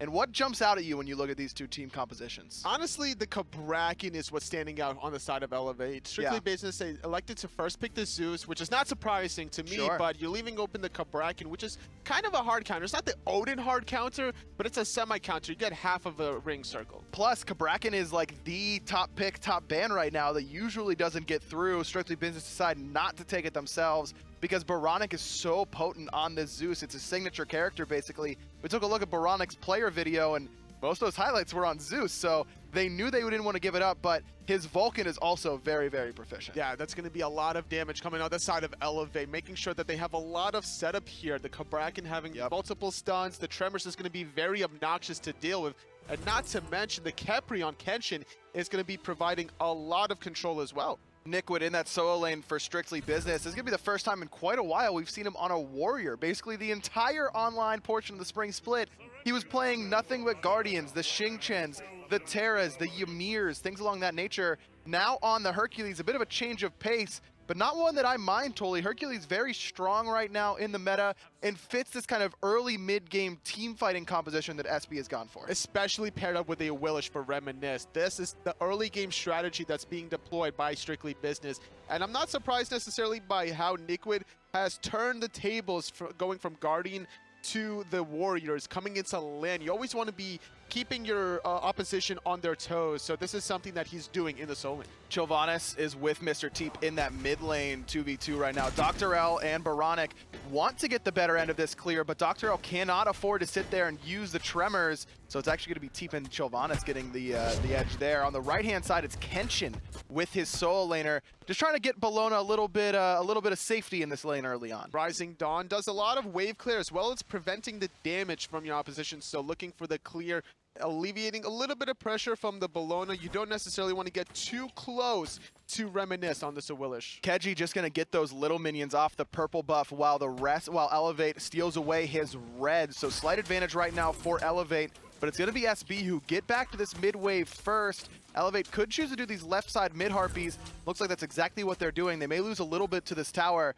but the clear speed from the Cabrakan is enough to make sure that they secure themselves that mid farm easily. Elevate doing a great job thus far, getting the first two buffs of the game, getting the neutral camp left side mid harpies. Now granted, Strictly Business is going to get these oracles to grant them a little bit of vision, which isn't a bad thing when you're dealing with such an aggressive jungler. SB went to that right-hand side, and I thought it cleaned up those fire elementals, but it looks like they left the big one there, Toli. Didn't get a chance to clean that out. So this is a huge win for Elevate. Not only did they get that big minion of the fire creeps, which is the most valuable one, but they also steal away the enemy red buff. Elevate, despite having the composition that should come up a little bit later, take the advantage early on. It's all about whatever experience you can min-max at the beginning of the game. The question is who's going to get level 5 first, and if you're going to be in a position to make a play off of it. Looking on the side of Elevate, there could be a lot of plays. Definitely doing a good job turning around, preventing that knockup from Reminisce. Like the idea there from Nickwood to step up and try and secure an easy first blood in that solo lane, but Delny a little bit too veteran for that, I suppose. Knows exactly what's coming. Delny, remember, did come to land with Elevate last season. He was playing under Mr. McWaffles at the time and was with Reminisce. Reminisce was the jungler on that Elevate team who came to land this time facing off against one another. But looking across the board for Strictly Business, Reminisce, the only one with LAN experience here. How difficult is that to have 4 members who have never played a LAN before? It's very difficult if you're the only one that has to rally the rest of your teammates to make sure that they don't have any LAN jitters, to be on the same page after picks and bans. You have to create a strategy and execute it accordingly. And thus far, Reminisce has been sitting in the solo lane trying to synergize off of Nickwood's pull, still waiting around the corner. I don't know if Delny knows he's here. There's the pull from Nickwood and the push directly into the knockup from Reminisce. The Feather Step gonna combine, and Nickwood gonna be able to clean up that first blood in the solo lane. The patience from Reminisce, not using the ultimate, recognizing that Bologna's only level 4, doesn't have the Eagles rally available for the escape. Saving onto the ultimate now allows Reminisce to maybe even look for a second gank in that solo lane. Really good presence of mind there. Reminisce, like I mentioned, did come to LAN last season, but didn't really have a great performance. Looked to have a couple LAN nerves maybe the second time around. He'll be able to shake those demons. This is one of the matchups, Totally, that I'm really looking forward to, is Michael Checo versus Keji, a couple guys who are new to the SPL. The NA Hunter pool continues to get better and better. Both these guys rookies this split, but have that late game carry potential. Excited to see who gets the better end of this one. And Michael Checo is one of these players in the console scene that everybody looks up to. They always troll him a little bit too, making names in the teams during relegations. But either way, there's a lot of respect on the side of this player because even Strictly Business was trying to ban him out. With that hell, exactly. They mentioned it on the desk. That hell ban is for the Hunter. Michael Checo known for his interesting strats. Some may say cheese. Some may say interesting. I went with interesting this time around. It's definitely worth experimenting, and whenever you run a mage in that dual lane position, you keep your opponents guessing. Baronic pulled in and knocked up. The Scarab's Blessing on top of him, and Kenshin gonna be able to save his life until the detonate comes through from Mr. Teep. Those detonate stacks stay on you through the revive. Great patience once more by Strictly Business, able to secure their second kill. And the snipe's not even necessary from Keji, but the ultimate and the spray from Michael Checo securing those oracles, just making sure that he gets a little bit of gold back in his pocket. Heads up play there by Michael Checo, one that many rookies may not make, but knowing that his ultimate is worth that farm at this stage in the game. Trying to min-max anytime he can. He recognizes there's going to be no team fight because all the ultimates from Strictly Business was committed. Wrath of Terror, even the Rama Snipe after the Zeus ultimate, there's no pressure that's going to be dealt in his lane. So now he's going to be able to use the cooldown of his own ultimate, basically assessing when the ultimates of the Strictly Business will be available. Now, if you're Kenshin in this matchup, Totally, and you just watch your mid laner fall after reviving him, normally Kepris aren't leveling that Scarab's Blessing at every chance they get. That's an ability that they kind of hold until they have to level it up. In this matchup, are you putting points in that to get your revives up healthier, so to maybe get them out of range of that Zeus detonate damage? Well, that's a lot of damage on the Zeus. So honestly, if I'm playing the Khepri for Kenshin, I'm definitely considering it here because after Rising Dawn, it's worth committing at that point. Even able to save a skill point at level 8, making sure that you max out your Rising Dawn and put a second point into that Scarab's Blessing. Now, having increased crowd control wouldn't be a bad idea for Kenshin, but making sure whoever you revive is worth way more. Really, Khepri's one of those characters I think has some of the more interesting choices in terms of where they choose to level their abilities. Rising Dawn, the obvious one to max, as Delny's forced to use that Eagles Rally to get away. Nickwood just controlling him so far in this solo lane. But Khepri gets increased CC on both his 1 and his 3 as he levels it. They have to make a choice. Are you going to make sure you're leveling that Abduct? With actually pretty good burst damage as well, able to control them for longer from close up, or that Solar Flare from a distance, trying to increase that root duration. It depends how aggressive you want to be, or do you want to set up from that distance like you were mentioning before, and that's the battle that a lot of supports have to basically fight internally as a Khepri support. But either way, so far, looking at the score, 2-0 for Strictly Business, still not too far out of reach for Elevate. They're only down about 1,100 gold. 1,100 gold right at the 7-minute mark, though, is something that is worth mentioning. Not one of those 200-300 gold leads. But you're right, Elevate still in a decent spot. And remember, we talked about it a lot. Strictly Business's composition is designed to get ahead at this stage in the game, and they're doing just that this time around at least. Sitting up about 1,200 experience as well, usually a little bit more impactful at this stage of the game than that gold lead. Trying to get to level 12 first will be the deciding factor of who's going to get that second relic and who's going to be able to get that objective around that gold fury. Neither team kind of flirting with the idea just yet. Instead, electing to go for those left side mid harpies, making sure that the oracles are taken on cooldown, and then from there controlling the vision. Look at Elevate's warding around the gold, even mid lane. And now they're really heavily contesting those oracles as well to make sure that they have uncontestable vision around that gold fury. And with this composition that Strictly Business has, you can understand why Reminisce on this Awilish can pop that gravity surge for the increased attack speed and power, really burn Gold Fury down pretty quickly. Mr. Teep's Lightning Storm, excellent at burning objectives quickly, so heads up play here by Elevate. Despite Strictly Business having oldest vision around the Gold Fury, I'm sorry, actually they have oldest vision on the Fire Giant side, afraid of any ganks, but look at this Gold Fury attempt from Elevate into the skies. Keji trying to steal it away, but a great reset. Trying to get a little bit of damage into the opposition. He does just that, but Elevate are going to be able to walk away by baiting out that ultimate from Keji. Not so bad, though, for Strictly Business. He still has those purification beads, but I think Dr. L is going to be the one to say, okay, I'm heading to that left-hand side. Beads doesn't save you from a Kabrakan wall. Especially when you have oldest vision around Gold Fury, as long as you can deny it from your opposition, you can safely gank that Hunter. Without that defensive cooldown of the ultimate, only having the purification beads, now you don't have that 6-second window where you can just stay in the air when you know you're going to die, but you could allow the rest of your teammates to rotate and look for the cleanup. Checo is up a level as well right now and should be sitting on a decent amount of gold, ready to back and almost finish off that Transcendence at this stage. Keji instead going for a little bit more boxing-oriented build, the Iqbal giving him some increased attack speed, power, and penetration, but not nearly as much power as the Transcendence we'll probably see from Checo. Whenever we look at two different Hunter styles between attack-based versus ability-based, one goes for the lifesteal, one goes for the Transcendence here, but Keji on the ROM going for more of attack speed, despite already having that steroid available in his second ability, trying to really outbox the opponent on Checo. But the thing is, it's Dr. L playing the Kabrakan. Normally you go for an early Iqbal when it's an aggressive physical jungler, not a magical one. Interesting decision there from Delny to teleport into the left harpies there right after doing his blue buff. Now he's helping split that purple experience despite knowing that Delny's here. It's Strictly Business pulling this Gold Fury down below 75%. There's the lock-in from Dr. L, the Petrify right on top of Nickwood. Huge knock-up though coming out of Chilvanus. Dr. L's gonna fall. Ketchin forced to try and get away. Checo cleans up Nickwood though. The snipes coming from Ketchin. It's gonna pop the bubble from Ketchin. The Vulcan ultimate from a distance. Ooh. Not on the mark. Mr. Teep and Keji doing the best 1-2 split impersonation. Baronic almost taking out Chilvanus, but pulling him back into the danger zone. Chilvanus taken out. That's 2 for 1. And Baronic is still so healthy that he can start up this Gold Fury totally. Checo doesn't have any lifesteal and Keji's still hanging around, but doesn't have that ultimate. Now decides just gonna farm up his red buff instead. Elevate, walk away with the team fight and the Gold Fury. Gold lead now right about even at 10.5 minutes. Too ambitious with Strictly Business, trying to go for that Gold Fury without any sort of clear-cut advantage in a 5v5 scenario, despite being up almost 2,000 gold, almost 2,000 experience. It's not that big of a lead to the point where you could just straight up do this objective in front of your opponent's face.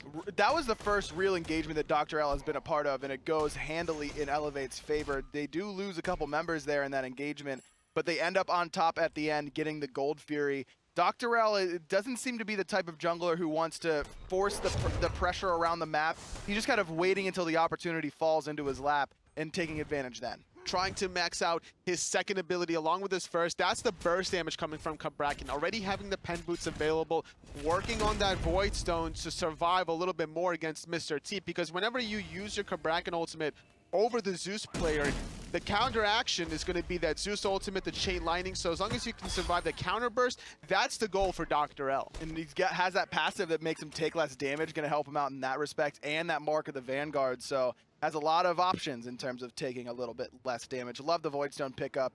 As you mentioned, one of those hybrid items that synergizes so well with a Guardian who's going to be right in the front line. Portal Demon started up here by Strictly Business. Nickwood tries to zone away Delny as the Lightning Storm is dropped, and Delny going to have to try and get away after the boulder from Nickwood helps secure the Portal Demon in favor of SB.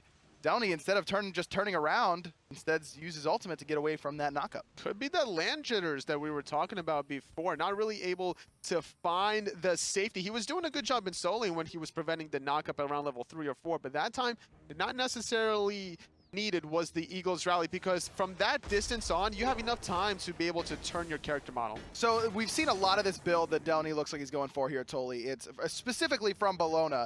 The boots into the Mark of the Vanguard into a mystical mail. Why is this build so prevalent right now? What does it do well and what does it not excel at? It depends on what you want to do in team fights. And if you're going to have the mystical mail, you're basically committing yourself towards the backline. But you're also going to have the magical damage per tick, which is going to help out with the penetration from the Void Stone coming out of Dr. L. But Downey caught in a 1v3 without his ultimate. Doesn't have it, remember. There's the push in from Nick with Downey. There's the feather step. There he goes. Reminisced with the easy kill on that right-hand side as all 5 members of SB come through that portal and knock down that solo tower. 500 gold goes the way of the blue team. Nikwid, he's going to teleport onto the left side to stop the push coming in from Michael Checo, but he knew that was coming and immediately started rotating towards mid. It's going to be a 4-on-3 around the duel lane, but Dr. L is getting zoned away from Chilvan as Checo, though, making the rotation from duo to hunter to min-max, get another wave under his belt, and then could look to rotate in this team fight. Chilvan locked in by Dr. L. The damage isn't good enough, though, still sitting about 50% HP. Fire Giant gets pulled by the tremors coming out of Dr. L. Big damage out of Teep's ultimate, but not enough to really knock anyone so low enough to allow Keji to find the snipes from a distance. Delny teleports back in. Could be a 5-on-5, but instead electing to go back into the soul lane to get that important farm. Down about 2 levels against Nikwid. Doesn't have a second relic, doesn't have that mystical mail, and that's going to be an important factor that Strictly Business could look at and look to go for an engagement. Yeah, this is the tough part about this build, Toli, is that you sit on Steel Mail for what feels like forever, because mystical mail is so expensive in terms of the physical protection items. It's been sitting on that second item for quite some time, and Delny really hasn't been able to have too much of an impact on this game quite yet, but you can't say the same about his lane opponent. Nikwid, 1, 1, 2, top of the player damage charts, has been a big factor so far in Strictly Business's slight lead. Despite the slow early start from Delny, he's still going to be making an impact in these team fights. All it's going to take is 1 Scourge against Keji once he pops that steroid, and there goes about 33% of his DPS. And that's going to be an important factor for the rest of Elevate to be safe in that front line. Without the ROM damage that Delny's preventing, they can continue the pressure. Do you like this build coming out of Keji, chin size right after that Ichval? You have a little bit of pen in terms of that Ichval, but I don't know, is this enough damage to punch through that Mystical Mail Mark of the Vanguard combination from Delny? I mean, it's going to basically eliminate some of the health options, right? If you're going to be building health, you go for the chin size. That's a clear-cut advantage, especially considering Kenshin went for the Gauntlet of Thebes. If you're not going to be committing to the backline, you want to be able to melt those tanks. And as long as you can position yourself in such a way that you don't need lifesteal, as well as relying on Sylvanas Wisps to heal you up, it's not the worst build in the world from Keji. Dr. L knocked up, but not pulled in by Reminisced. 2-level lead for the Strictly Business jungler over Dr. L, who's still trying to really find his footing in the jungle. Elevate has gone through a couple different roster role swaps, basically. Baronic was jungle for a little bit. Dr. L has found his home there, at least for the time being, as the Gold Fury is the focus right now for Elevate. Kenshin in that front line gets pulled back in by Chilvanis. Dr. L already under half HP, but Downey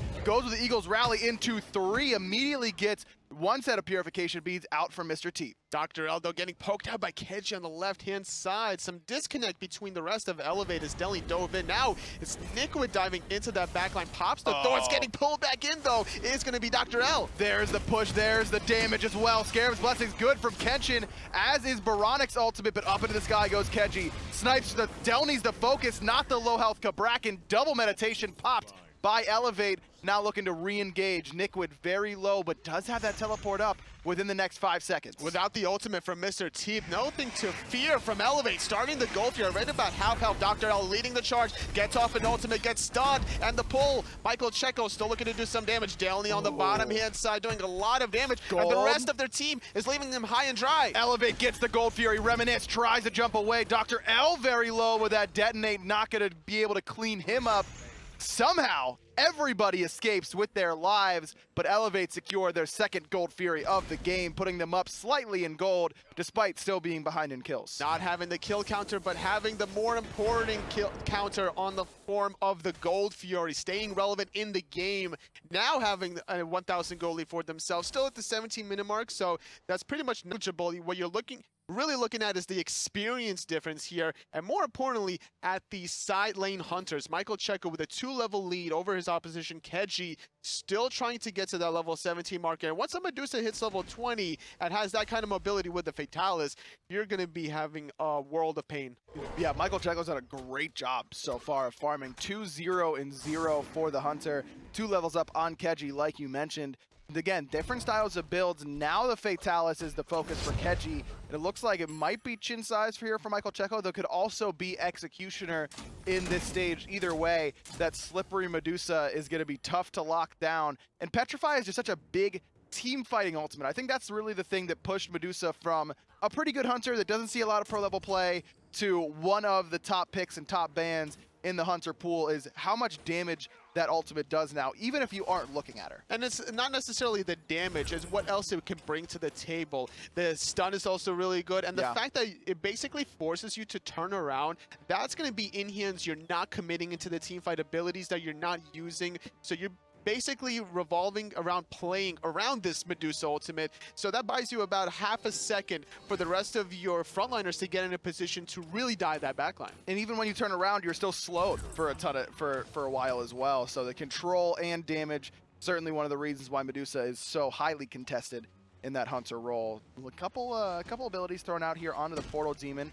Dr. L, who's tanking it up, but he's only level 12. In fact, he's the lowest level in the game, tied with Chovanis, but there's the blink stun onto Reminisce. The control is good, but not enough damage onto the jungler. A big knock up there from Chovanis, and Nikwid stuns the enemies into the Lightning Storm, but Mr. Teep has been kept busy by Delny on the backside. Nikwid locked in by Dr. L. There's the Petrify coming out of Checo, and big damage so far. There's the Feather Step out of Reminisce, who has to beads away that abduct. Everybody's surviving out of Strictly Business. The snipes from Keji missing the first, second off the mark as well. Meatball not going to connect, and just like that, everybody's surviving, but Sylvanas is available for Chilvanas. Having the sustain, could look to re-engage here. Oh, there's the Wisps, a little bit of extra protections, but this Bludgeon is going to do a lot of damage. And Delny cleans up Chilvanas. Portal Demon goes the way of Team Elevate as Delny continues to make life difficult for Mr. Teep. And again, only one person falls for SB. And just like that, despite the slow start from Delny, making a play with that Bludgeon. The more targets you hit with the wind-up from the Bludgeon, the more damage the second hit is going to do. And Chilvanas underestimating that damage, despite having the Mark of the Vanguard, the Reinforced Greaves, and the health that Gauntlet of Thieves provides you. Now Elevate just backs and comes through the portal, all healthy, all healed up, all with their items that they got from that last team fight, and knocked down that 500 gold tower in the mid lane. Now looking at the red buff of SB. Got to worry about this control coming out of Dr. L. That's what set everything up the first time around in that last team fight, but the Boulder not going to be enough to steal away the red buff from Elevate, who get it for themselves, and hand it over to Checo, who's now level 18 already. Having a little bit of cooldown reduction for Nikwid in the Breast of Plate of Valor, but that's going to allow this engagement. Chilvanas with the ultimate, but the Lightning Storm this time isn't nearly as good for Teep. Chilvanas is locked in and knocked down. Baronic with the long-range ultimate gets credit for the kill. Elevate evens the kill total at 4-4, but the gold lead, that's not even. 3,000 gold in the lead for Elevate. Great plays all across the board. Delny and Dr. L playing so well in the front line, and Baronic throwing out those long-distance artillery shots, making his impact now known in this later stage of the game. And Chilvanas, this is one of these immobile Guardians that you can really punish here if you're looking at Elevate. Yeah, Strictly Business, their Guardian Chilvanas just keeps walking up to the opposition and trying to find these ultimates. The first few were pretty solid, but now that Checo has the items, now that Baronic has some items, you just can't sit there and face tank a level 18, level 19 Medusa. Can't handle a Vulcan that's got 3 items complete now with some serious penetration in that build between the Dynasty Plate Helm and the Divine Ruin. It looks like Baronic's not done with the pen. he's going for even more, likely to be an Obsidian Shard here. And the pen on the physical side as well. Michael Checo with that Executioner synergizes a little bit of the in-hands coming from Delny. So once that Sylvanas gets locked into the wall from the Cabrakan, an easy pick. And then without that Guardian on the side of Strictly Business, they don't have the sustain to keep running through these team fights that would be expected to last as long as they would like. And Elevate, they're basically going to be a bursty all-in composition. It's been working out for them. Dr. L looping around here, looking for something in that mid lane, but Nickwood the first one in, not too worried about, even though he's a little bit behind now, sitting at level 16, still feeling pretty confident in that tanky Hercules. I don't think I've ever said the sentence before, Toli, but I think Boronic has too much penetration. I don't think I've ever seen that before. With the Void Stone coming out of Dr. L as well, it might be a little overkill, but it's working out for him thus far, so you can't really complain. Gold Fury down around 50% HP. Nickwood's in the middle of 4 members in his control. There's the Abduct. Big pull there, though. Here comes the Vulcan ultimate, but it's Aegis out by 2 members of SB. The Boulder doesn't do a whole lot of help there for Nickwood, and it's everyone funneled into a tiny little corner. Checo finds Nickwood. Downey finds Mr. Teep. Now Keji's up into the sky. Snipes finding 2, couldn't find the third, but getting pulled back into it is Chilvanas. He's going to be the third victim. Delny wants to dive this so badly, but have to be careful, though, because Michael Checo's taking a lot of damage in the backline. Sure, you can grab one Hunter, but you don't want to lose your Hunter that's a higher level than the opponent. Checo low, but low enough, but still healthy enough to be on this Gold Fury. Somehow gets aggro there because Dr. L peels off of it, but is able to dash out in time. Elevate, get Gold Fury number 3. 3 kills there as well. 7-4 now in kills. We're 23 minutes in, and Elevate is starting to separate themselves from SB. What used to be about a 2,000 gold deficit now becomes a very hefty 6,000 gold lead for Elevate, looking to snowball this game out of proportion. In Strictly Business, they don't really have any answers and responses because not only was Nickwood dying in the front line, but it was Mr. Teep that was caught under that Cabrakan ultimate to start things off. And without the buffer from Hercules or the long-range damage from your Zeus, you're just not going to win that team fight. And no Heartward Amulet either from either Chilvanas or Nickwood to give some magical protection to the carries and to themselves because they need it right now. Between Boronic and Dr. L, quite a bit of magical damage coming out of the side of Elevate. But Checo's on top, number 1 in terms of damage, 3-0 and 2. He has hit level 20. It is now going for some crit, something that we haven't seen a whole lot of as of late. Do you like it in this scenario? I mean, it depends on how he's going to transition it because sometimes you build crit right off the bat, or like your 5th item, you don't necessarily get your 2nd crit, like in terms of Deathbringer. You can go for Wind Demon potentially, but it looks like it might be the Rage or the Deathbringer here coming out of Michael Checo, electing not to go for that Wind Demon. Still has the mobility that he needs between the passive of Medusa and the Fatalis. Considering just how much attack speed he has and the damage, I like the crit option. There's the Abduct onto Nickwood.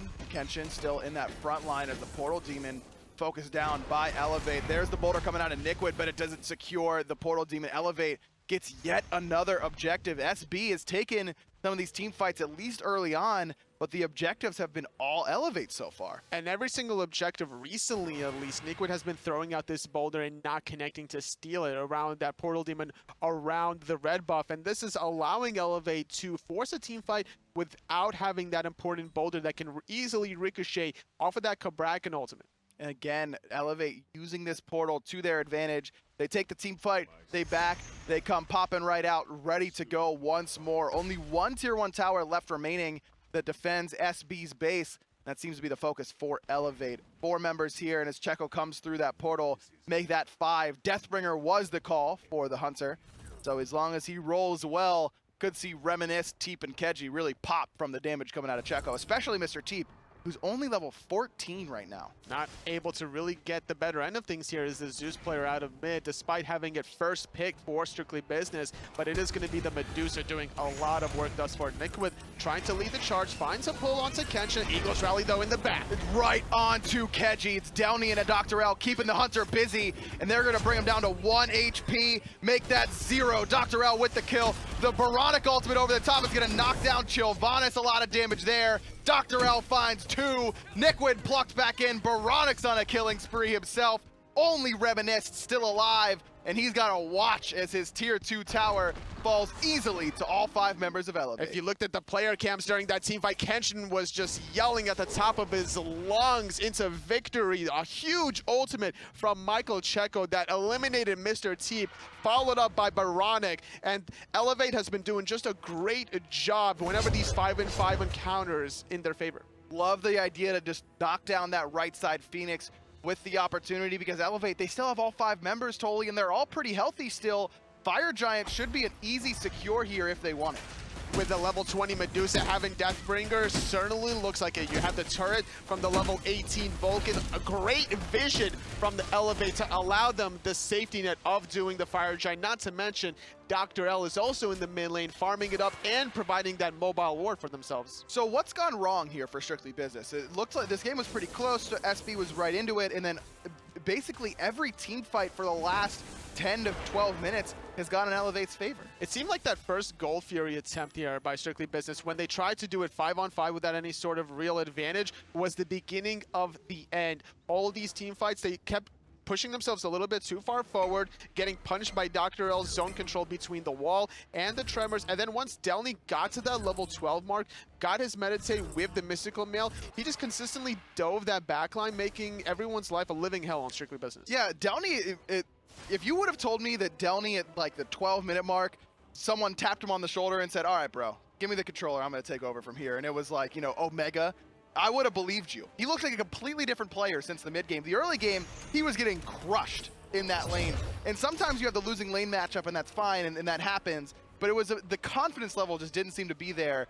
But now, he is consistently the first one in, or in that last scenario where Kenshin gets plucked, it's Delny who comes in and distracts all of SB from focusing down his support. You know, sometimes there's multiple games within one game. You know, you have the laning phase, which is technically one game. Getting ganked by Reminisced in the early phases makes Delny get behind against Nikwit, but once you get level 12, you get that second relic online, the Gold Furies fights start happening. That first game that you were playing is completely gone. You're on to the next one, and this is what Delny has been excelling at.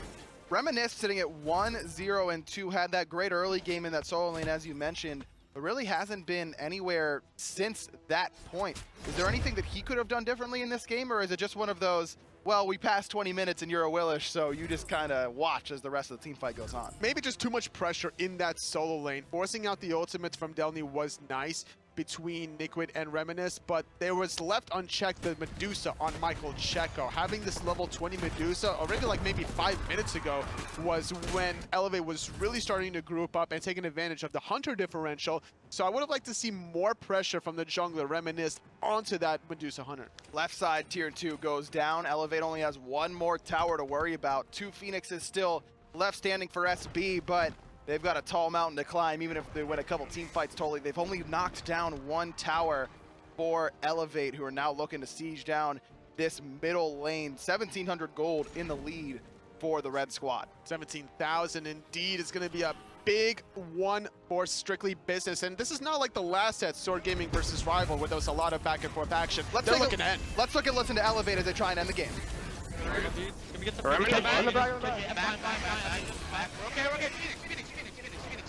Phoenix. Pull. Get ready. Let's fucking go! Let's go! You guys are monsters! Let's go! Let's fucking go! Let's go, Checo! Why you guys so quiet now?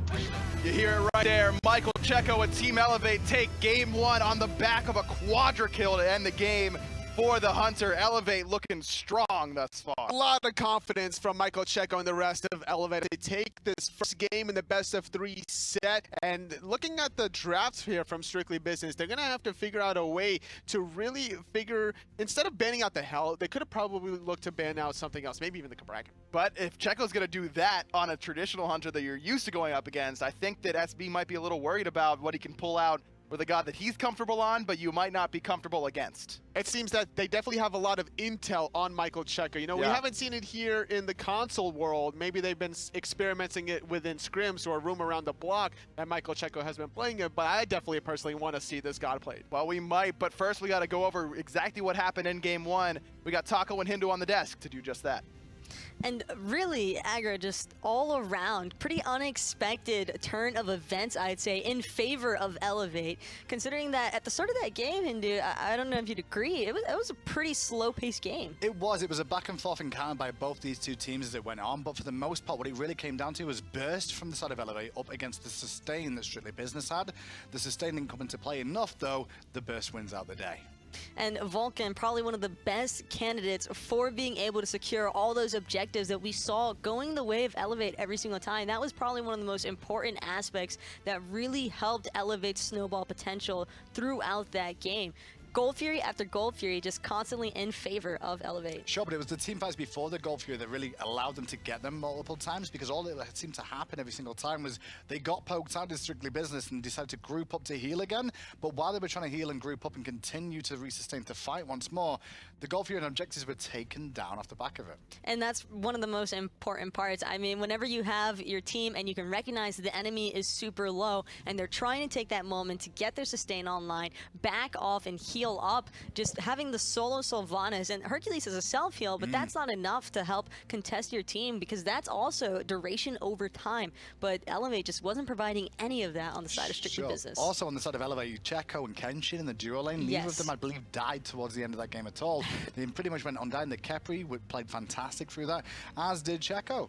Checo was playing absolutely. That was what I was just about to say. The fact that he was popping off so heavily on a Medusa. I mean, when you think of Michael Checo, you think of the Hell, you think of a Scotty even. You just expect cheese from this man. He loves it a little bit cheesy, but there's nothing cheesy about his Medusa gameplay. No, he had a pretty good performance, solid overall. His positioning wasn't too bad in these engagements, but he wasn't focused either, which allowed him to get so far forward like he is doing to put out consistent damage. And getting to free cast as a Medusa is probably one of the most fun parts about this god. I mean, she just has so much mobility inside of those jungle fights, and then plus with their passive and the side-to-side auto attack strafing, it can be really hard to lock her down as well as you would like to. So what do you think really was the turn of events for Strictly Business, other than the objectives? Other than the objectives, it was mainly down to how they fought the team fights overall. The engagement was solid for them, but the follow-up wasn't really there from Strictly Business, and that came back to haunt them as time came on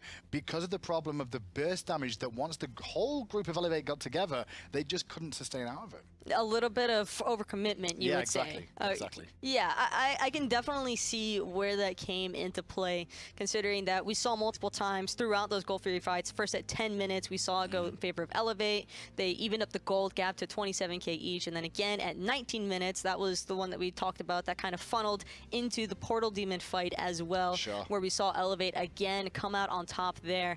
And then finally, it was just that it was around the 22.5-minute mark, the last Gold Fury that probably led to the biggest snowball lead before Elevate continued their rampage throughout. But we talk about the snowball and the snowball lead, but that all developed because it continued as time went on. Because of these small little battles that Elevate kept winning, kept getting a small advantage over, by the time the late game came around, the gold lead had amounted enough to really cause them issues where they couldn't get back into the game for Strictly Business. So as far as game number 1 is concerned, I know that it was just Strictly Business not being able to seize any opportunities for a comeback potential. What do you think they need to do going forward into game number 2 to really come back from that? Well, Tolly mentioned about banning the Hell away. They could have banned something else if they weren't going to pick it. I'm not necessarily sure they will change that up, but it depends whether they will be first pick or second pick this game too, as to what I'd choose to do. Because potentially if you are first pick, you can leave a lot of things available for yourself to again and get themselves more comfortability for this team. Do you believe that they'll permit that Kabrakan to go through again? Not so sure. Kabrakan is really out there and strong right now. His engagement potential is good. His level 1's good. And he provides a great front line for his team with plenty of CC. And that's one of the reasons why Kabrakan is consistently banned at the moment.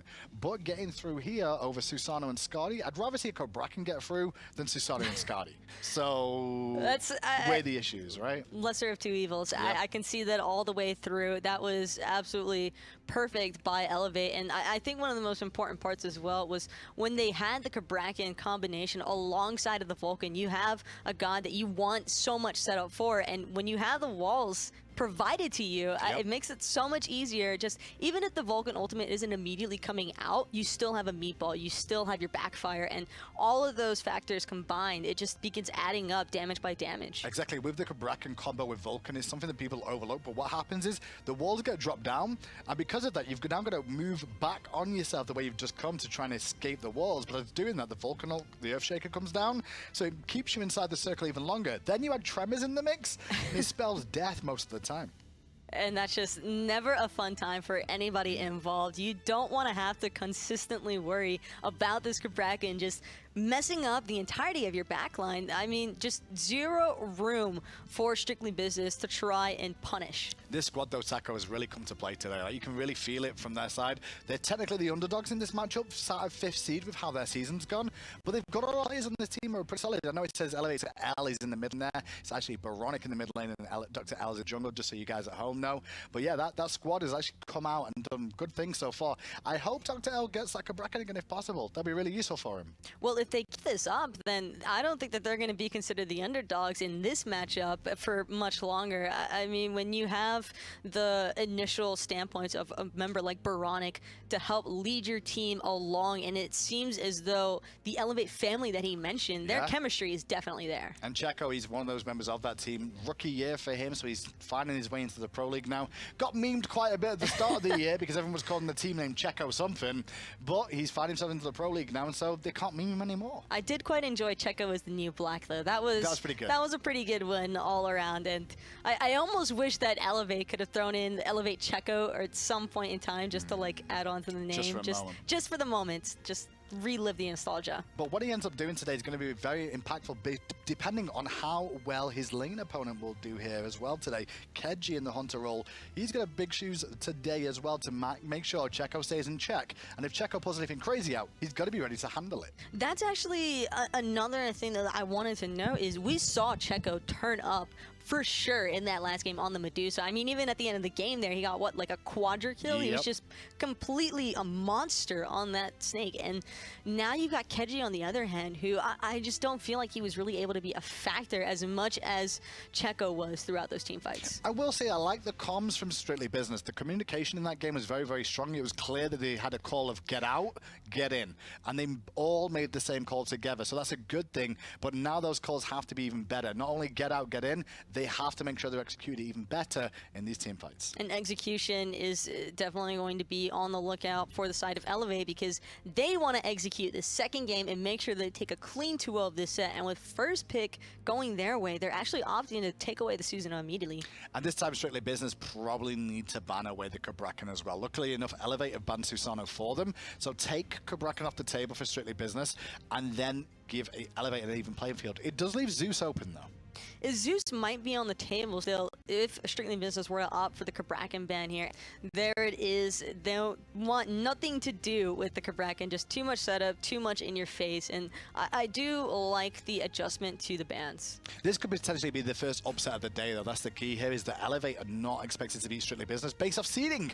Elevate came into this at 5th seed out of North America. Strictly Business were 2nd seed, and right now Elevate are 1 game away of knocking out that number 2 seed of North America. And you know what I really like about Elevate's first pick choice here is we just saw Checo's phenomenal performance on this Medusa, but that's not necessarily a dual lane Medusa. And picking it for the first pick, I mean, you have tons of setup control. It's got fairly strong lane dominance at the starting points, so it could potentially even go to the mid lane. Well, we get to see a Fafnir for the first time this LAN so far. I mean, we saw quite a bit of it from the Gauntlet side of things, but Fafnir back in action now, and I'm surprised they didn't look for that potentially last game, like the adjustments though. Well, we did see the Fafnir from Young Homie earlier today, but he didn't necessarily have the greatest success on it, but hopefully Strictly Business will be able to potentially pull this one back out, and if the Fafnir execution is combined alongside of the Bologna setup, then that could really turn teamfights in their favor.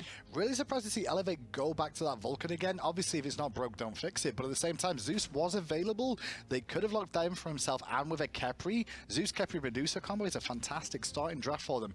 Went for Vulcan, which is a little bit more tricky to execute, but if it goes off and starts going well, he'll be fine. I think a large portion of that is also due to the fact that Baronic seems to have made Vulcan a bit of a staple character for himself. It's certainly a guy that he seems to feel the most comfortable on, and in a LAN environment, comfort is probably what you want the most, especially considering how well his game #1 performance was. Because even though he wasn't necessarily finding the pinpoint Vulcan ult every single time, he was forcing actives and he was landing the rest of his kit, and that's what really matters. And zoning matters too, but Elevate should ban Zeus here. The only reason I'm saying Zeus again is because against Vulcan, it's a good matchup for Zeus to be in the chain lightning bounces to the Vulcan and the turret, which means the turret isn't as useful for a Vulcan as it would be. There should be a Zeus ban for me right here. I would like to see a Zeus ban as well, just because even though Elevate could potentially have a strat against the Zeus, which is perhaps the reason why they've let it come this far already, it's still an unnecessary risk. Like, there's just so much potential for the Zeus burst to come through, effectively pull the Khepri ult from Elevate, and then without that Khepri ult, and even if they force it, you still have Thanatos lurking in the air, and there it is, the Zeus ban. I'm pretty sure Strictly Business now may look towards Scylla as the mid lane option. Now with Poseidon taken out as well, there's not massive amounts of mid laners really available for them. I like the fact they went for Anher now to hold just to check where that Medusa's going. Obviously it's more than likely in the Hunter role with Vulcan being drafted in, but I think they can hold off and wait for the last bits of comp before they work out which mid lane they want to throw in here, Strictly Business. Plus you also just, we don't have a solo laner locked in quite yet for the side of Elevate, and so putting the Anher locked away, that's a fairly safe Hunter pick to deal with vast majority of solo laners. It's got excellent shred capabilities, especially depending on what kind of build you're opting for. We've seen a lot of the players already today leaning more towards the transcendent side of things, and Anher is certainly a guy that loves going 1v1, and that's exactly what you need to do, I think, against Checo. It definitely, and with Checo playing the Medusa now, I think the Anher pick is the right one. Elevate really going to have a good hard think about this because they need a solo and a jungle here. Vermona for the solo lane, not a real surprise there. And the Morrigan coming out. Okay, that should be a jungle Morrigan, I'm guessing then, which isn't something we see too often. It's not something that we've seen very often, but I absolutely love the selection here for the Morrigan because now they're going to have the availability for potential double revive from Khepri. You've also have the double Vulcan ult, but more importantly, that double Medusa ult could be absolutely devastating in a team fight environment, especially if they keep taking up fights in those narrow But you're talking about what the Morrigan can do with gods on her team. If she turns into Thanatos, she's going to get an Execute, which means Elevate have an Execute on their team too. Not only that, they also have an Iron Monster in the late game if they need it. So a lot of versatility with this Morrigan pick. The problem being, though, is how well the early game goes. Well, I'm definitely excited to see how this one is going to pull out. And Andy, who do you think, looking at these two rosters right now, who's going home with this one? I've got to go with Elevate here. I think they're the stronger team overall, and I like them more than Strictly Business. Kappa, we'll see. Well, we'll certainly find out. And for now, we actually have Tolly and Aggro to bring you guys game number 2. The Morrigan here on console for Dr. L. I'm excited, Tolly, because just hearing what they were saying on the desk, so much versatility from this pick. It's all about how well Dr. L can play with all of the options available to him. So many options. So many, like global ultimate on the Thanatos. You can even go guard. Like, we haven't seen Morgans go into the Guardian, but imagine a Fafnir ultimate for Elevate with their composition that they already have, right? They have the Vamana and the Khepri for that frontline. Morgan can provide you that burst damage with just her regular abilities, but then transforming into the Guardian, now the rest of your backlines can just keep following you up. That's true. I mean, transforming into Fafnir could be really, really good as the Morrigan, because the biggest problem with Fafnir after he transforms is his cooldowns are a little bit long, right? But you just de-transform at that point. You just turn into Fafnir, throw your 3 abilities, ult as Fafnir, throw your next 3 abilities, and then you turn back into the Morrigan and you're good to go. So then you have 10 abilities, and then once you go back into the Morrigan, you have 3 more. So you have about 13 cooldowns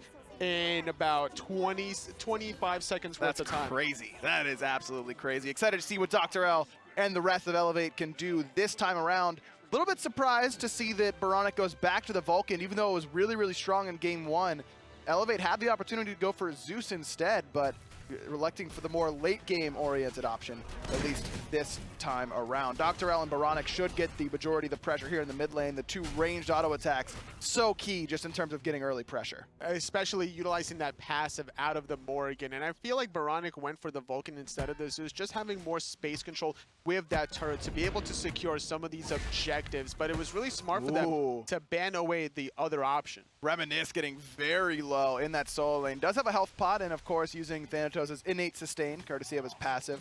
Gonna be able to heal up if he can find some jungle camps to clear out, but Elevate's taking care of that option. Speed buff already stolen. Delny gets the enemy blue as well. Elevate off to an excellent start so far in this one. Not looking too good for Niquid and Reminisce, still sitting in that soul lane, and with right side mid Harpies along with the Fire Giant Elementals. Elevate are literally commanding every single camp in that soul lane. However, they will lose their red buff in the process. Michael Checo trying to get off to as good of a start as he did last time around, where he ends up with a quadra kill at the end. More importantly, a W for Team Elevate. Checo, a LAN newbie. This is his first time here at LAN, but you can see how excited he got after just one victory. Are you concerned at all about someone who, maybe get a little too hype here at LAN? No, not at all. Considering that they only have one best-of-3 set today, they can focus all their efforts on this match against Strictly Business. And then if they do win this next game, relax, look at the next set, who's going to be the winner between Obey versus Optimus. And that's, considering the way he poised himself during the comms at the end of the last game, despite being a necessarily LAN rookie, he's not playing like one at all. Not yet, at least. Chilvanis in that duo lane side, poking his head over there. He's the one with the red buff, actually. He ended up picking that up off of the invade. Both left side buffs still standing here for Strictly Business, but they're more worried about this contestable objective, the Oracles. They've stayed standing for quite some time, usually taken off the map by the 2.5 minute mark. But SB's got a lot of farms still available onto the map here, Toli. Considering that they invaded the red buff earlier, they wanted to min-max the red buff to make sure that they would have it ready for the next red buff invade. But surprisingly enough, it was Chilvanis that picked up the red buff. Whether or not that was intentional, a Fafnir with the red buff does a little bit of extra damage, but taking that away from Mr. Teep on the Scylla and Keji on the Onher, you're not having the same kind of impact. Mr. Teep had a good early game last time around, but fell behind in the mid stages, ended up being pretty far behind in terms of just level and XP. Do you like this idea to put him on a later game character like the Scylla and hope that his early game might not be as impactful, but that his late game will be significantly better than it was last time? It's all about the executes here between Reminisce and Mr. T. One is lethal, the other doesn't have to be, despite whichever one it is. If you can find the Reminisce to land on the target, get the death site, Mr. T can easily follow up with the Ama Monsters. Now, the early game versus late game conversation for Mr. T is fine as long as he can find those executes. Strictly Business have to coordinate together to get the ball rolling. Right now, Elevate's got the ball in their court. They won game one of this set, and as Toli mentioned, they will move on if they can find this W to face the winner of the defending world champions, Obey Alliance, and Optimus Gang. Optimus Gang now the only hope for Europe, as Rival got eliminated by Soar in the set previous to this one, so going to be a lot of European eyes on that set, but Optimus Gang, they've got a tough task totally up against Obey. Not an easy task to take on the world defending champions out of Obey Alliance, but either way though, back to North America, Elevate versus Strictly Business. Still in game number 2 here, 4-minute mark.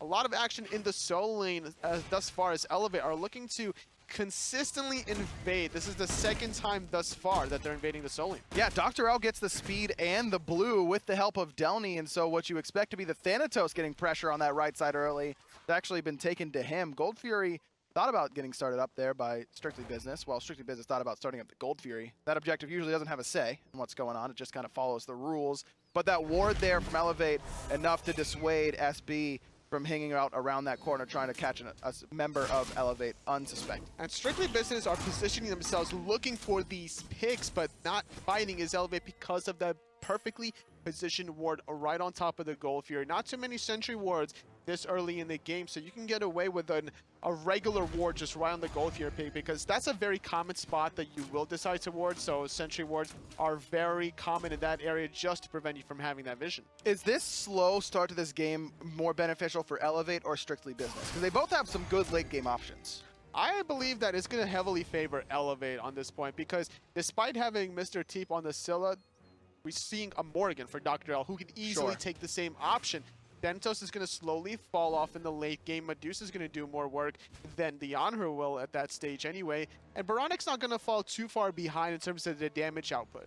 No, certainly not. Vulcan, not usually thought of as this late game hyper carry mage, but can absolutely fill that role just in terms of his regular abilities, let alone that ultimate that can absolutely just one-shot someone in the late stages of the game. Almost 6 minutes in here, both teams still content to just farm up their waves, but Elevate getting the slightly better end of that farming deal. Only up about 800 gold, but that's before any first blood shenanigans really come out.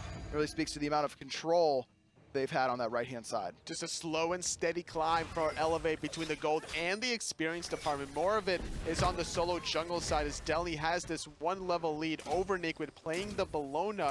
And we saw what Delny was able to do with the Bologna despite being behind. The question is, can Nickwood do the same thing in game number 2 here? We talked about Nickwood playing a lot of Guardians coming into game number 1 where he piloted the Hercules, but back in Season 3 when Nickwood was still coming onto the scene, Bologna was one of his signature gods, so you know he's pretty comfortable on it. Excited to see what he can do with it this time around. Dr. L looping around the back here. Keji doesn't know this is happening. Love the idea from Checo to play it normally. There's a stun coming out of Dr. L, who then transforms into the Medusa. 1 petrify, 2 petrify. Dr. L knocks down Keji for the first blood. What happens when you turn around from one Medusa? There's another Petrify waiting for you right around the corner. You're guaranteed at least 1.5 times the damage of the Petrify damage. But look at this, Delny, he could tie this. There's no mana for Nickwood. Oh, but Delny doesn't have any cooldowns. It was so unfortunate, almost able to find the solo kill there, but Nickwood does have that teleport available, so he's going to be able to get back without losing too much farm on that right side. The timing, though, not really favoring out Delny because the Gold Fury is being started, the rotation, trying to defend the speed buff. Kenshi looking for a potential pull, but a nice little disengage from the Fafnir. I liked the idea there from Elevate. They knew the speed buff timer, and they knew Reminisce would be there trying to secure his first one of the game, so they head over to that Gold Fury side, but SB knew exactly what was going on. So Reminisce basically just ends up getting his own buff for once, as Nickwood actually got his own buff as well. Delny started it up, but got it stolen away by the solo laner. Nice teleport from Nickwood, being able to secure his own buff. Amana still with a cooldown of about 70 seconds of that teleport. The rest of his teammates able to secure those Fire Giant Elementals. Not able to really continue the pressure, trying to go for that bigger objective in the Gold Fury instead of the more guaranteed ones. I'm thinking that they were more afraid of strictly business, potentially sneaking that Gold Fury instead. They do have a lot of vision on that left-hand side, though, Toli. Look at the ward coverage here for Elevate. They've got one on the top left Harpies. They've got one around the Gold Fury as well. Have the opportunity to burst it down with this composition, especially if Dr. L wants to teleport, transform into someone like Michael Checo or even Keji, who could help them burn that Gold Fury, or maybe even Chilvanus on the Fafnir, give his team a coerce buff to try and knock down that objective quicker. Also, Fafnir provides a lot of in-hand damage in that Draconic form. It wouldn't be a bad idea. Honestly, there's a lot of options once those cooldowns are not available any longer. Chilvanus trying to contest those Oracles, but it did go in the way of Elevate. Gonna have the vision for a little while, so that means they can extend in the mid lane or any side lane, despite not having to worry about strictly business sneaking that gold. Last time around, it was Dr. L who was a little bit behind Reminisced in terms of farm. This time, Reminisced is a little bit behind, but Checo's got to be worried about who's coming behind him in this lane. Almost catching out there is Chilvanus, but able to dash away. Checo going to stay safe and let SB know that he's not scared of whatever they're throwing at him. Throws a couple chuckles their way. Just a little bit of a giggle from the Medusa player, and I'm really surprised at how effective that earlier gank was from Dr. L with Michael Checo, and I really would like to see that more pressure onto Keji, because last time it was Michael Checo that got ahead in that duel lane.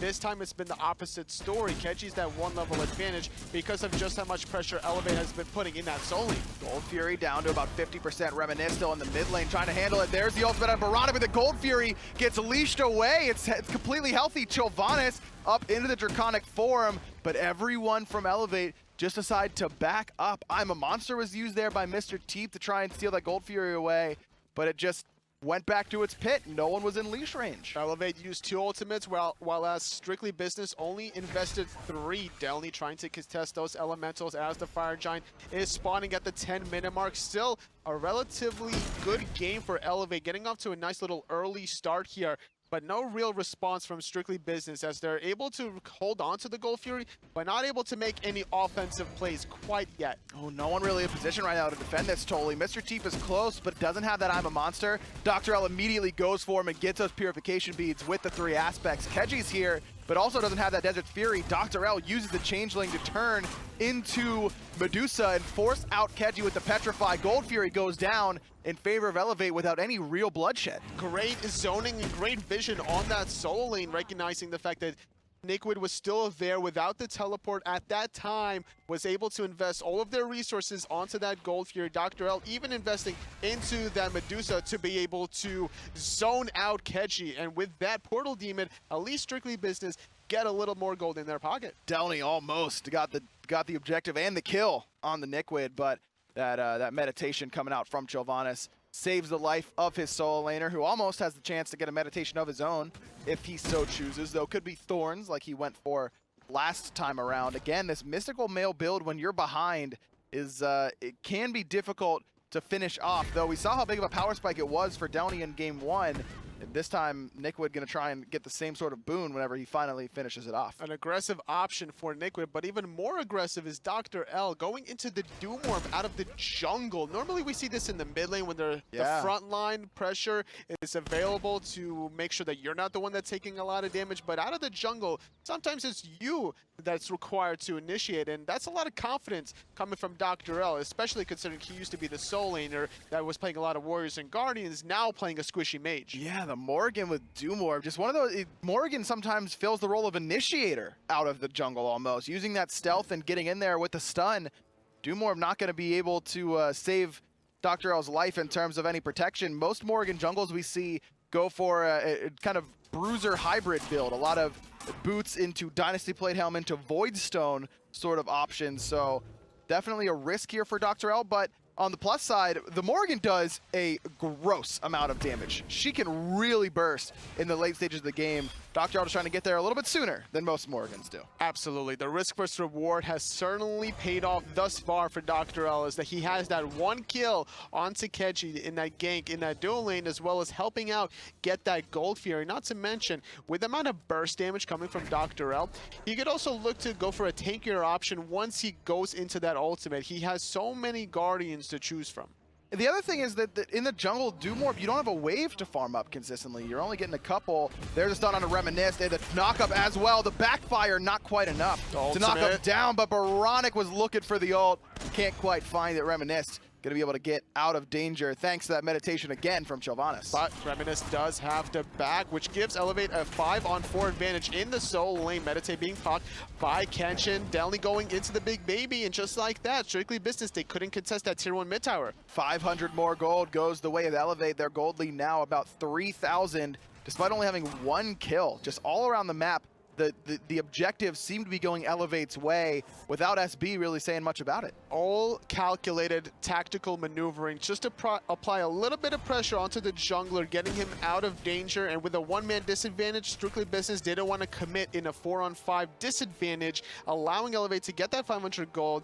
But now they're not getting anything in return. You know, there was 2 ultimates invested into that play. One from Vulcan just to try to get the kill, and one from the Vamana to ensure that tier 1 tower. So with a 5-on-3 ultimate advantage, strictly business needs to capitalize on this difference. I think that Kenshin is a guy we talked a lot about in Season 3, taking a lot of these rookies, bringing them to land, showing them how it's done. Got a lot of praise for it, but he didn't have the same success early on here for Elevate in Season 4, but this game really, I think, speaks to what Kenshin means to this team. The veteran presence, the calming veteran. You could hear everyone else on Elevate yelling when Checo's getting the quad, and Kenshin's still calling out targets for him to hit whenever they're knocking down the Titan. Really, really impressive play thus far out of Elevate. That's usually how most Guardians are, honestly. They're just like zoned into the action. It's like, I got trips, I got taunts. Oh, we're all doing Jeff Hinla now? We got to do the Jeff.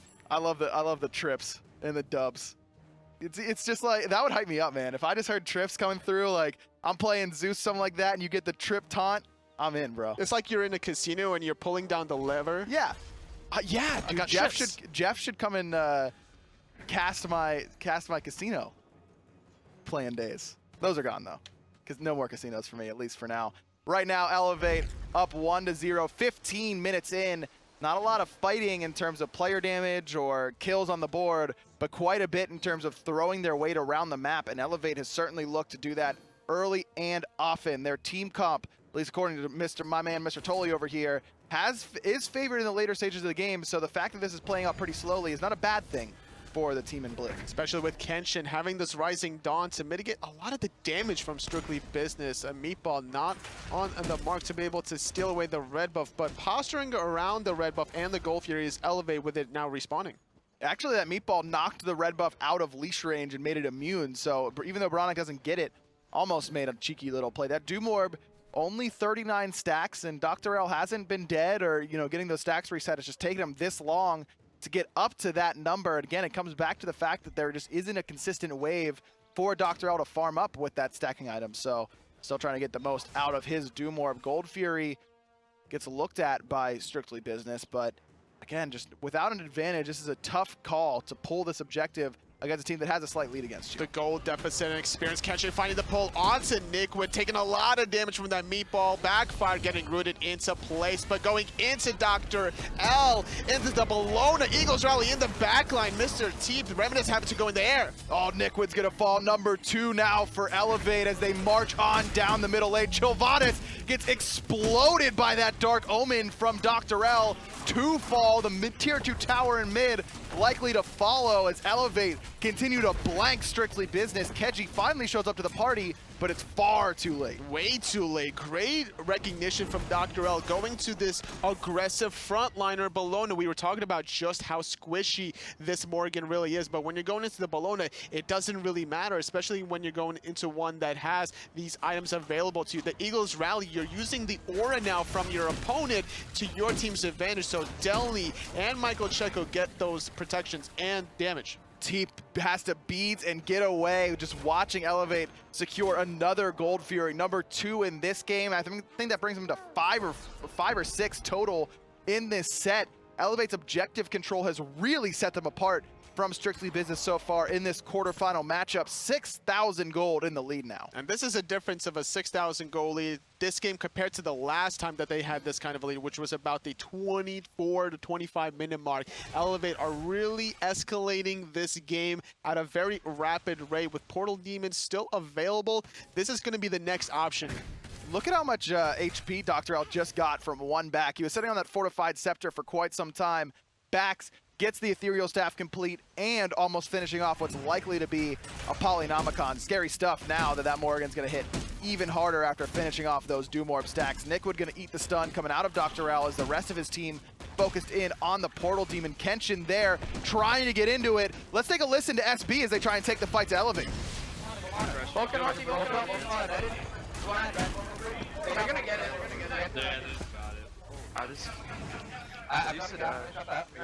Can you hit Donnie? My bad. They're gonna push left here. Good med. Big damage. They're grouping left. I sub execute. They're gonna come to we look for one hit. Yeah, on me. I got Morgan. I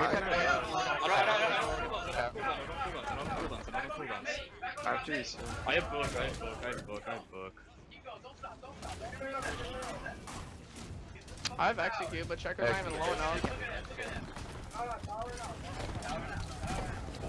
We were supposed to be listening to SB, and we were. That's who we were listening to, but all I could hear is Kenshin in the background saying, we can fight this, keep going, constantly just pushing Elevate forward. And you gotta give shout outs to Dr. L, the former solo laner, transforms into a solo laner, and then just lays it on the table for SB to just back up because they can't handle the Bologna even when they're on their own team. Just reminding everybody that, hey, I am still a solo laner, zoning away 4 members while the rest of Elevate was able to take away the original Bologna of this game. Nickwood was in a really bad and awkward spot, not really having the sustain available to their team compared to the last game as Chilvanis is playing the Fafnir now. As the poke kept getting heavier and heavier, everybody just wanted to disengage from Strictly Business. All their ultimates were invested towards the defense. Only Reminisced having that hovering death, but didn't even use it that whole time. Game 1, it was Dr. L kind of falling a little bit behind. It was Baronic and Michael Checo really setting the tone and winning that game for Elevate. This game for me, Toli, Dr. L has been all over the place. He's been setting up for his team, and his just general attitude in this game, no fear, going in, stunning the opposition, building Doom Orb, because he doesn't care about the damage you're doing to him.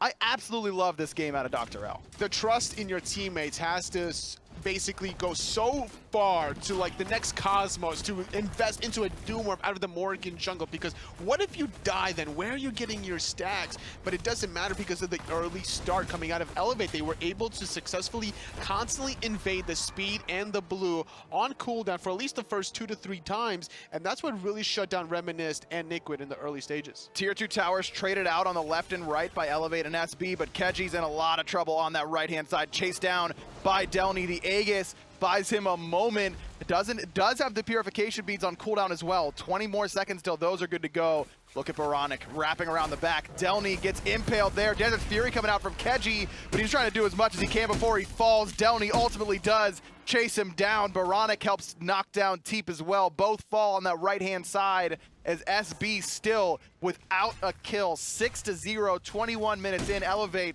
up over 10,000 gold. Elevate going off of the mid Phoenix, recognizing that, hey, if we get these 2 picks to these people that just got our tier 2 tower, we can get the better objective on the Fire Giant and then secure that middle Phoenix anyway, having no fear. 5-on-3, securing the Fire Giant. Very low, having to retreat is Niquid, using that Eagles Rally along with that Meditate, but the rest of Elevate, they're grouped up. Not gonna chase this out despite having the 2-player advantage. Instead, looking to invade the blue and then look to regroup in mid. Patient play coming out of Elevate thus far. Again, the calming veteran presence from Kenshin, definitely a big part of what allows Elevate to do what they do.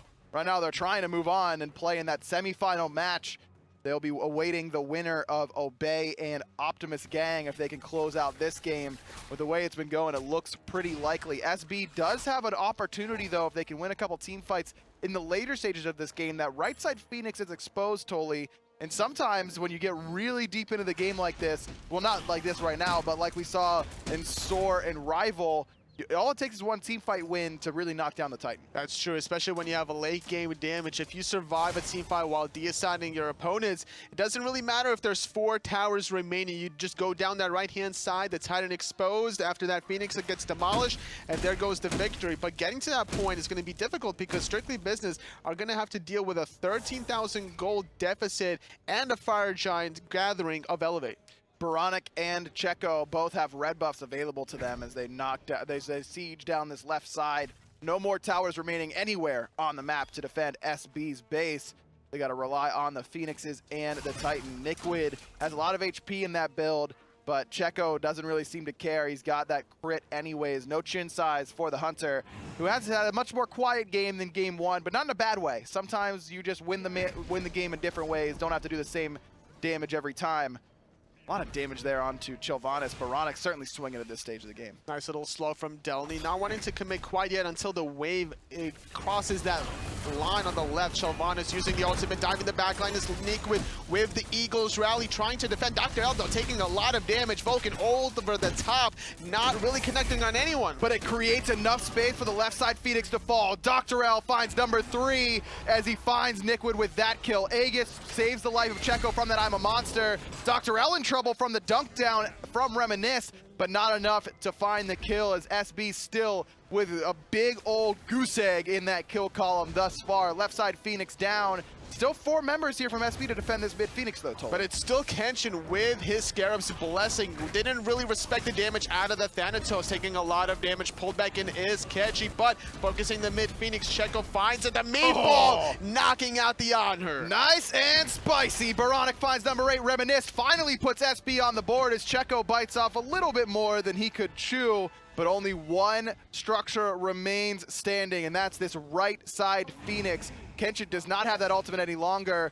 But look at Baronic's positioning, coming behind Reminisce there. No one gets punished for that aggressive play.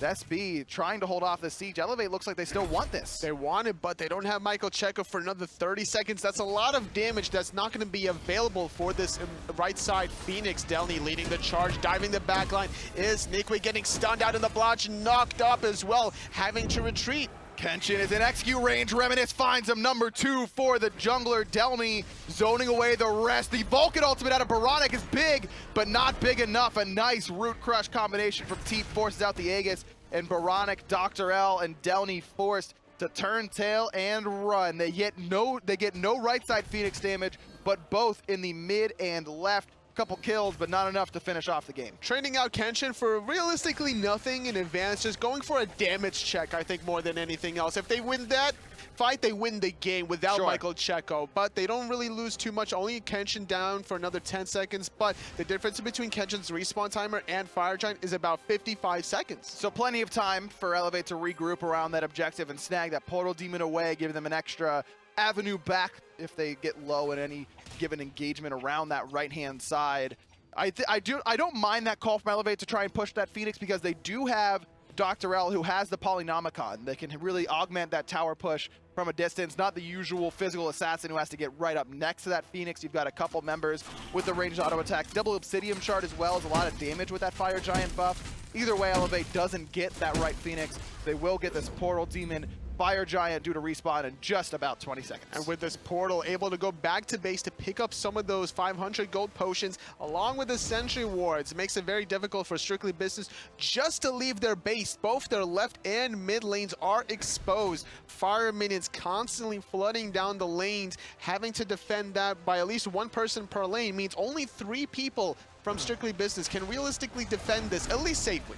Well, I don't know if they're even going to get a chance totally, because Fire Giant's respawn, and Fire Giant, it's almost dead, already to 50% within a few seconds of spawning. No one from SB on screen even trying to get in there and steal away the objective. 5 more members with Fire Giant for Elevate. Dr. L going into that stealth, trying to find anybody who might be out of position. But SB knows they could only sit in their base and try and defend against this last siege from Elevate. It's looking really good for Elevate as they're about to close out this set and move on to tomorrow's semifinals. Strictly Business, though, this is do or die for them. Let's listen into Elevate as they try and move on to the semifinals. Trust me on this, guys. You don't, Ryan, just use the icon freely. Let them send somebody left, and then we go in. Vulcan's gonna, Dan's gonna own here. Look at the left Phoenix. Look at the left Phoenix. Yeah. Go in here. Okay, now, this is over there. Grab it. I one shot.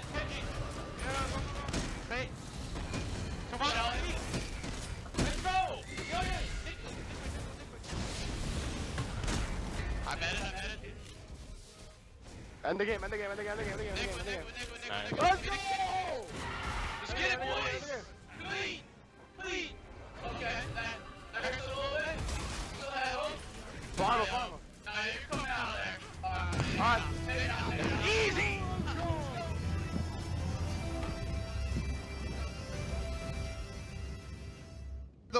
Moving on to the semifinals to take on the winner of Obey and Optimus Gang. They take down the top seed on their side of the bracket, Strictly Business. Not able to really make an impact at all in that set. Elevate making quick work of their opposition, looking very happy as Michael Checo next to that veteran Kenshin, leading the charge for his rookie LAN players. Love the communication there between Kenshin and the rest of the team. He's saying, wait until someone's on that left-hand side. That's what you usually hear from these veteran players. And Elevate, they listen to the call, and it ends up working out pretty well. These guys definitely didn't have the greatest start to the split. Baronic was in the jungle, didn't really have a lot of success there, but moving Dr. L over into that jungle, had a phenomenal performance on that Morrigan here today.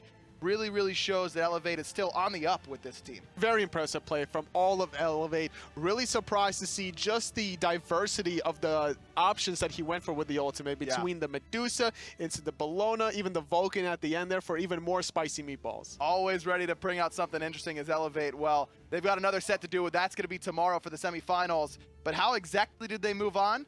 Taco and Hindu are here to break it down. Thanks so much, Aggro. And what an incredible game number 2 from Elevate. Just absolutely dominating performance. The way to win the game of Smite is to get objectives and overall crumple your opposition. That's all they did from minute 1.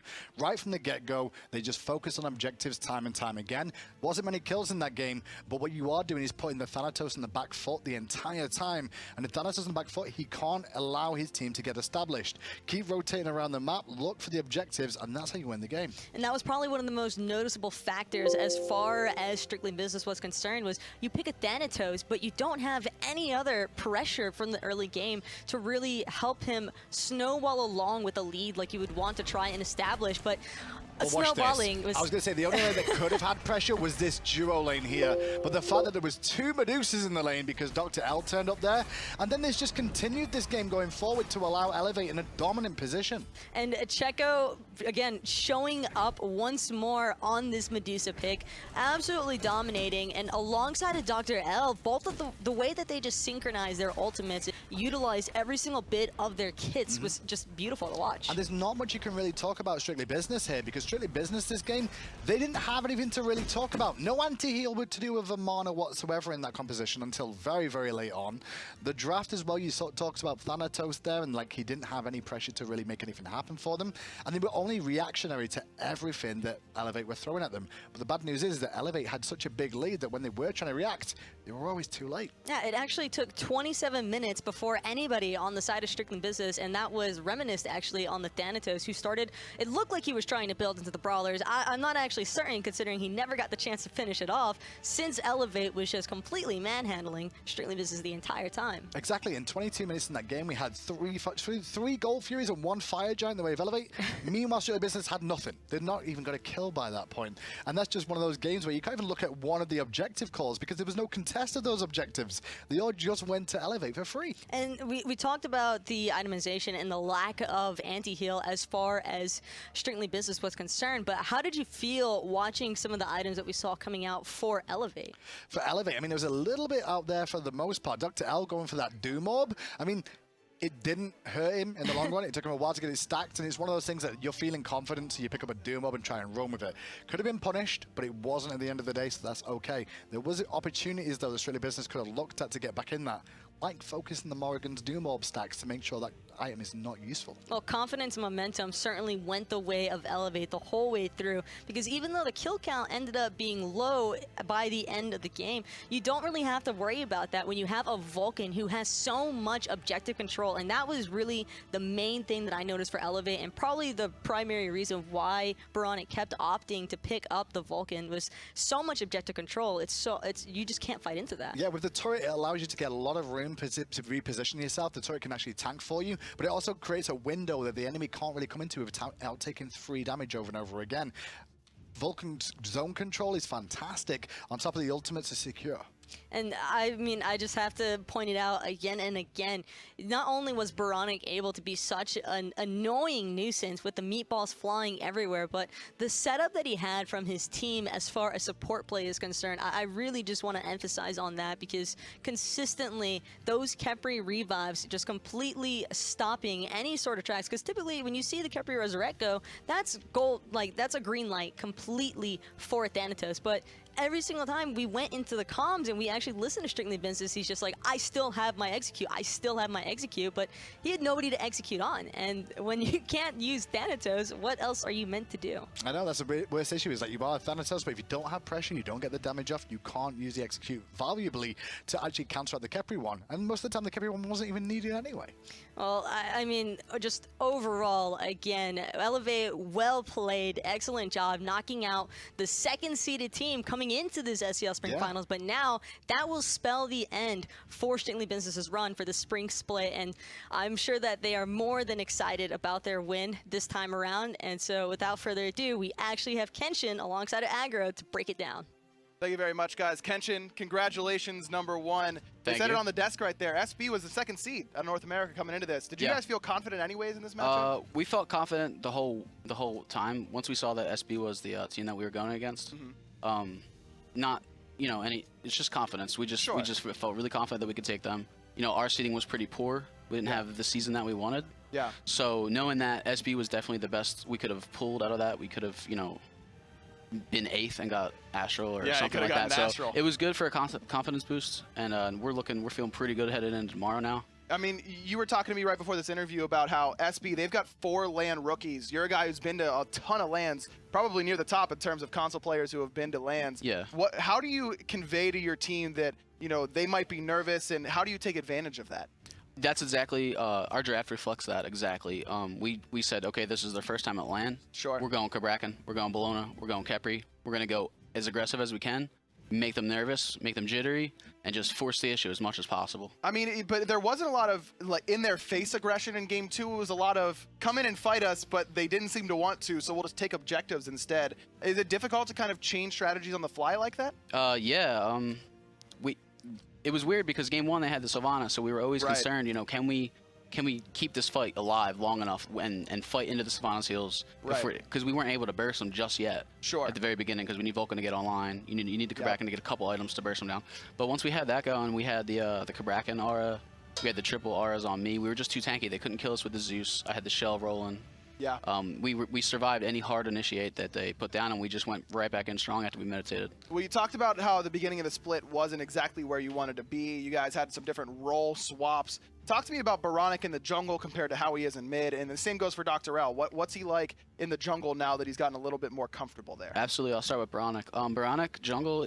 Baronic's amazing jungle. Baronic can honestly play any role in the game, you know. But when it comes to jungle, he's more quiet. He's one of the more quiet players, so he'll still make the correct plays, but he's quiet. So being mid is just way better on him because he just needs to sit there and hit the abilities that are CC'd and stuff, and he just does his thing. Look at his Vulcan. And then Dr. L transitioned to jungle. At first, you know, it wasn't, you know, where we wanted to be yet, but he plays all day and all night, and look at that Morrigan, man. Like, he's honestly, like, stepped up his game so much in jungle, and not only just mechanically, just his comms, working with, because now he's working with me directly. Before he was in the solo lane. Sure. So our comms were never directly influenced to each other very often, me being support and him being all the way over there. But now that we're calling the core fights and everything,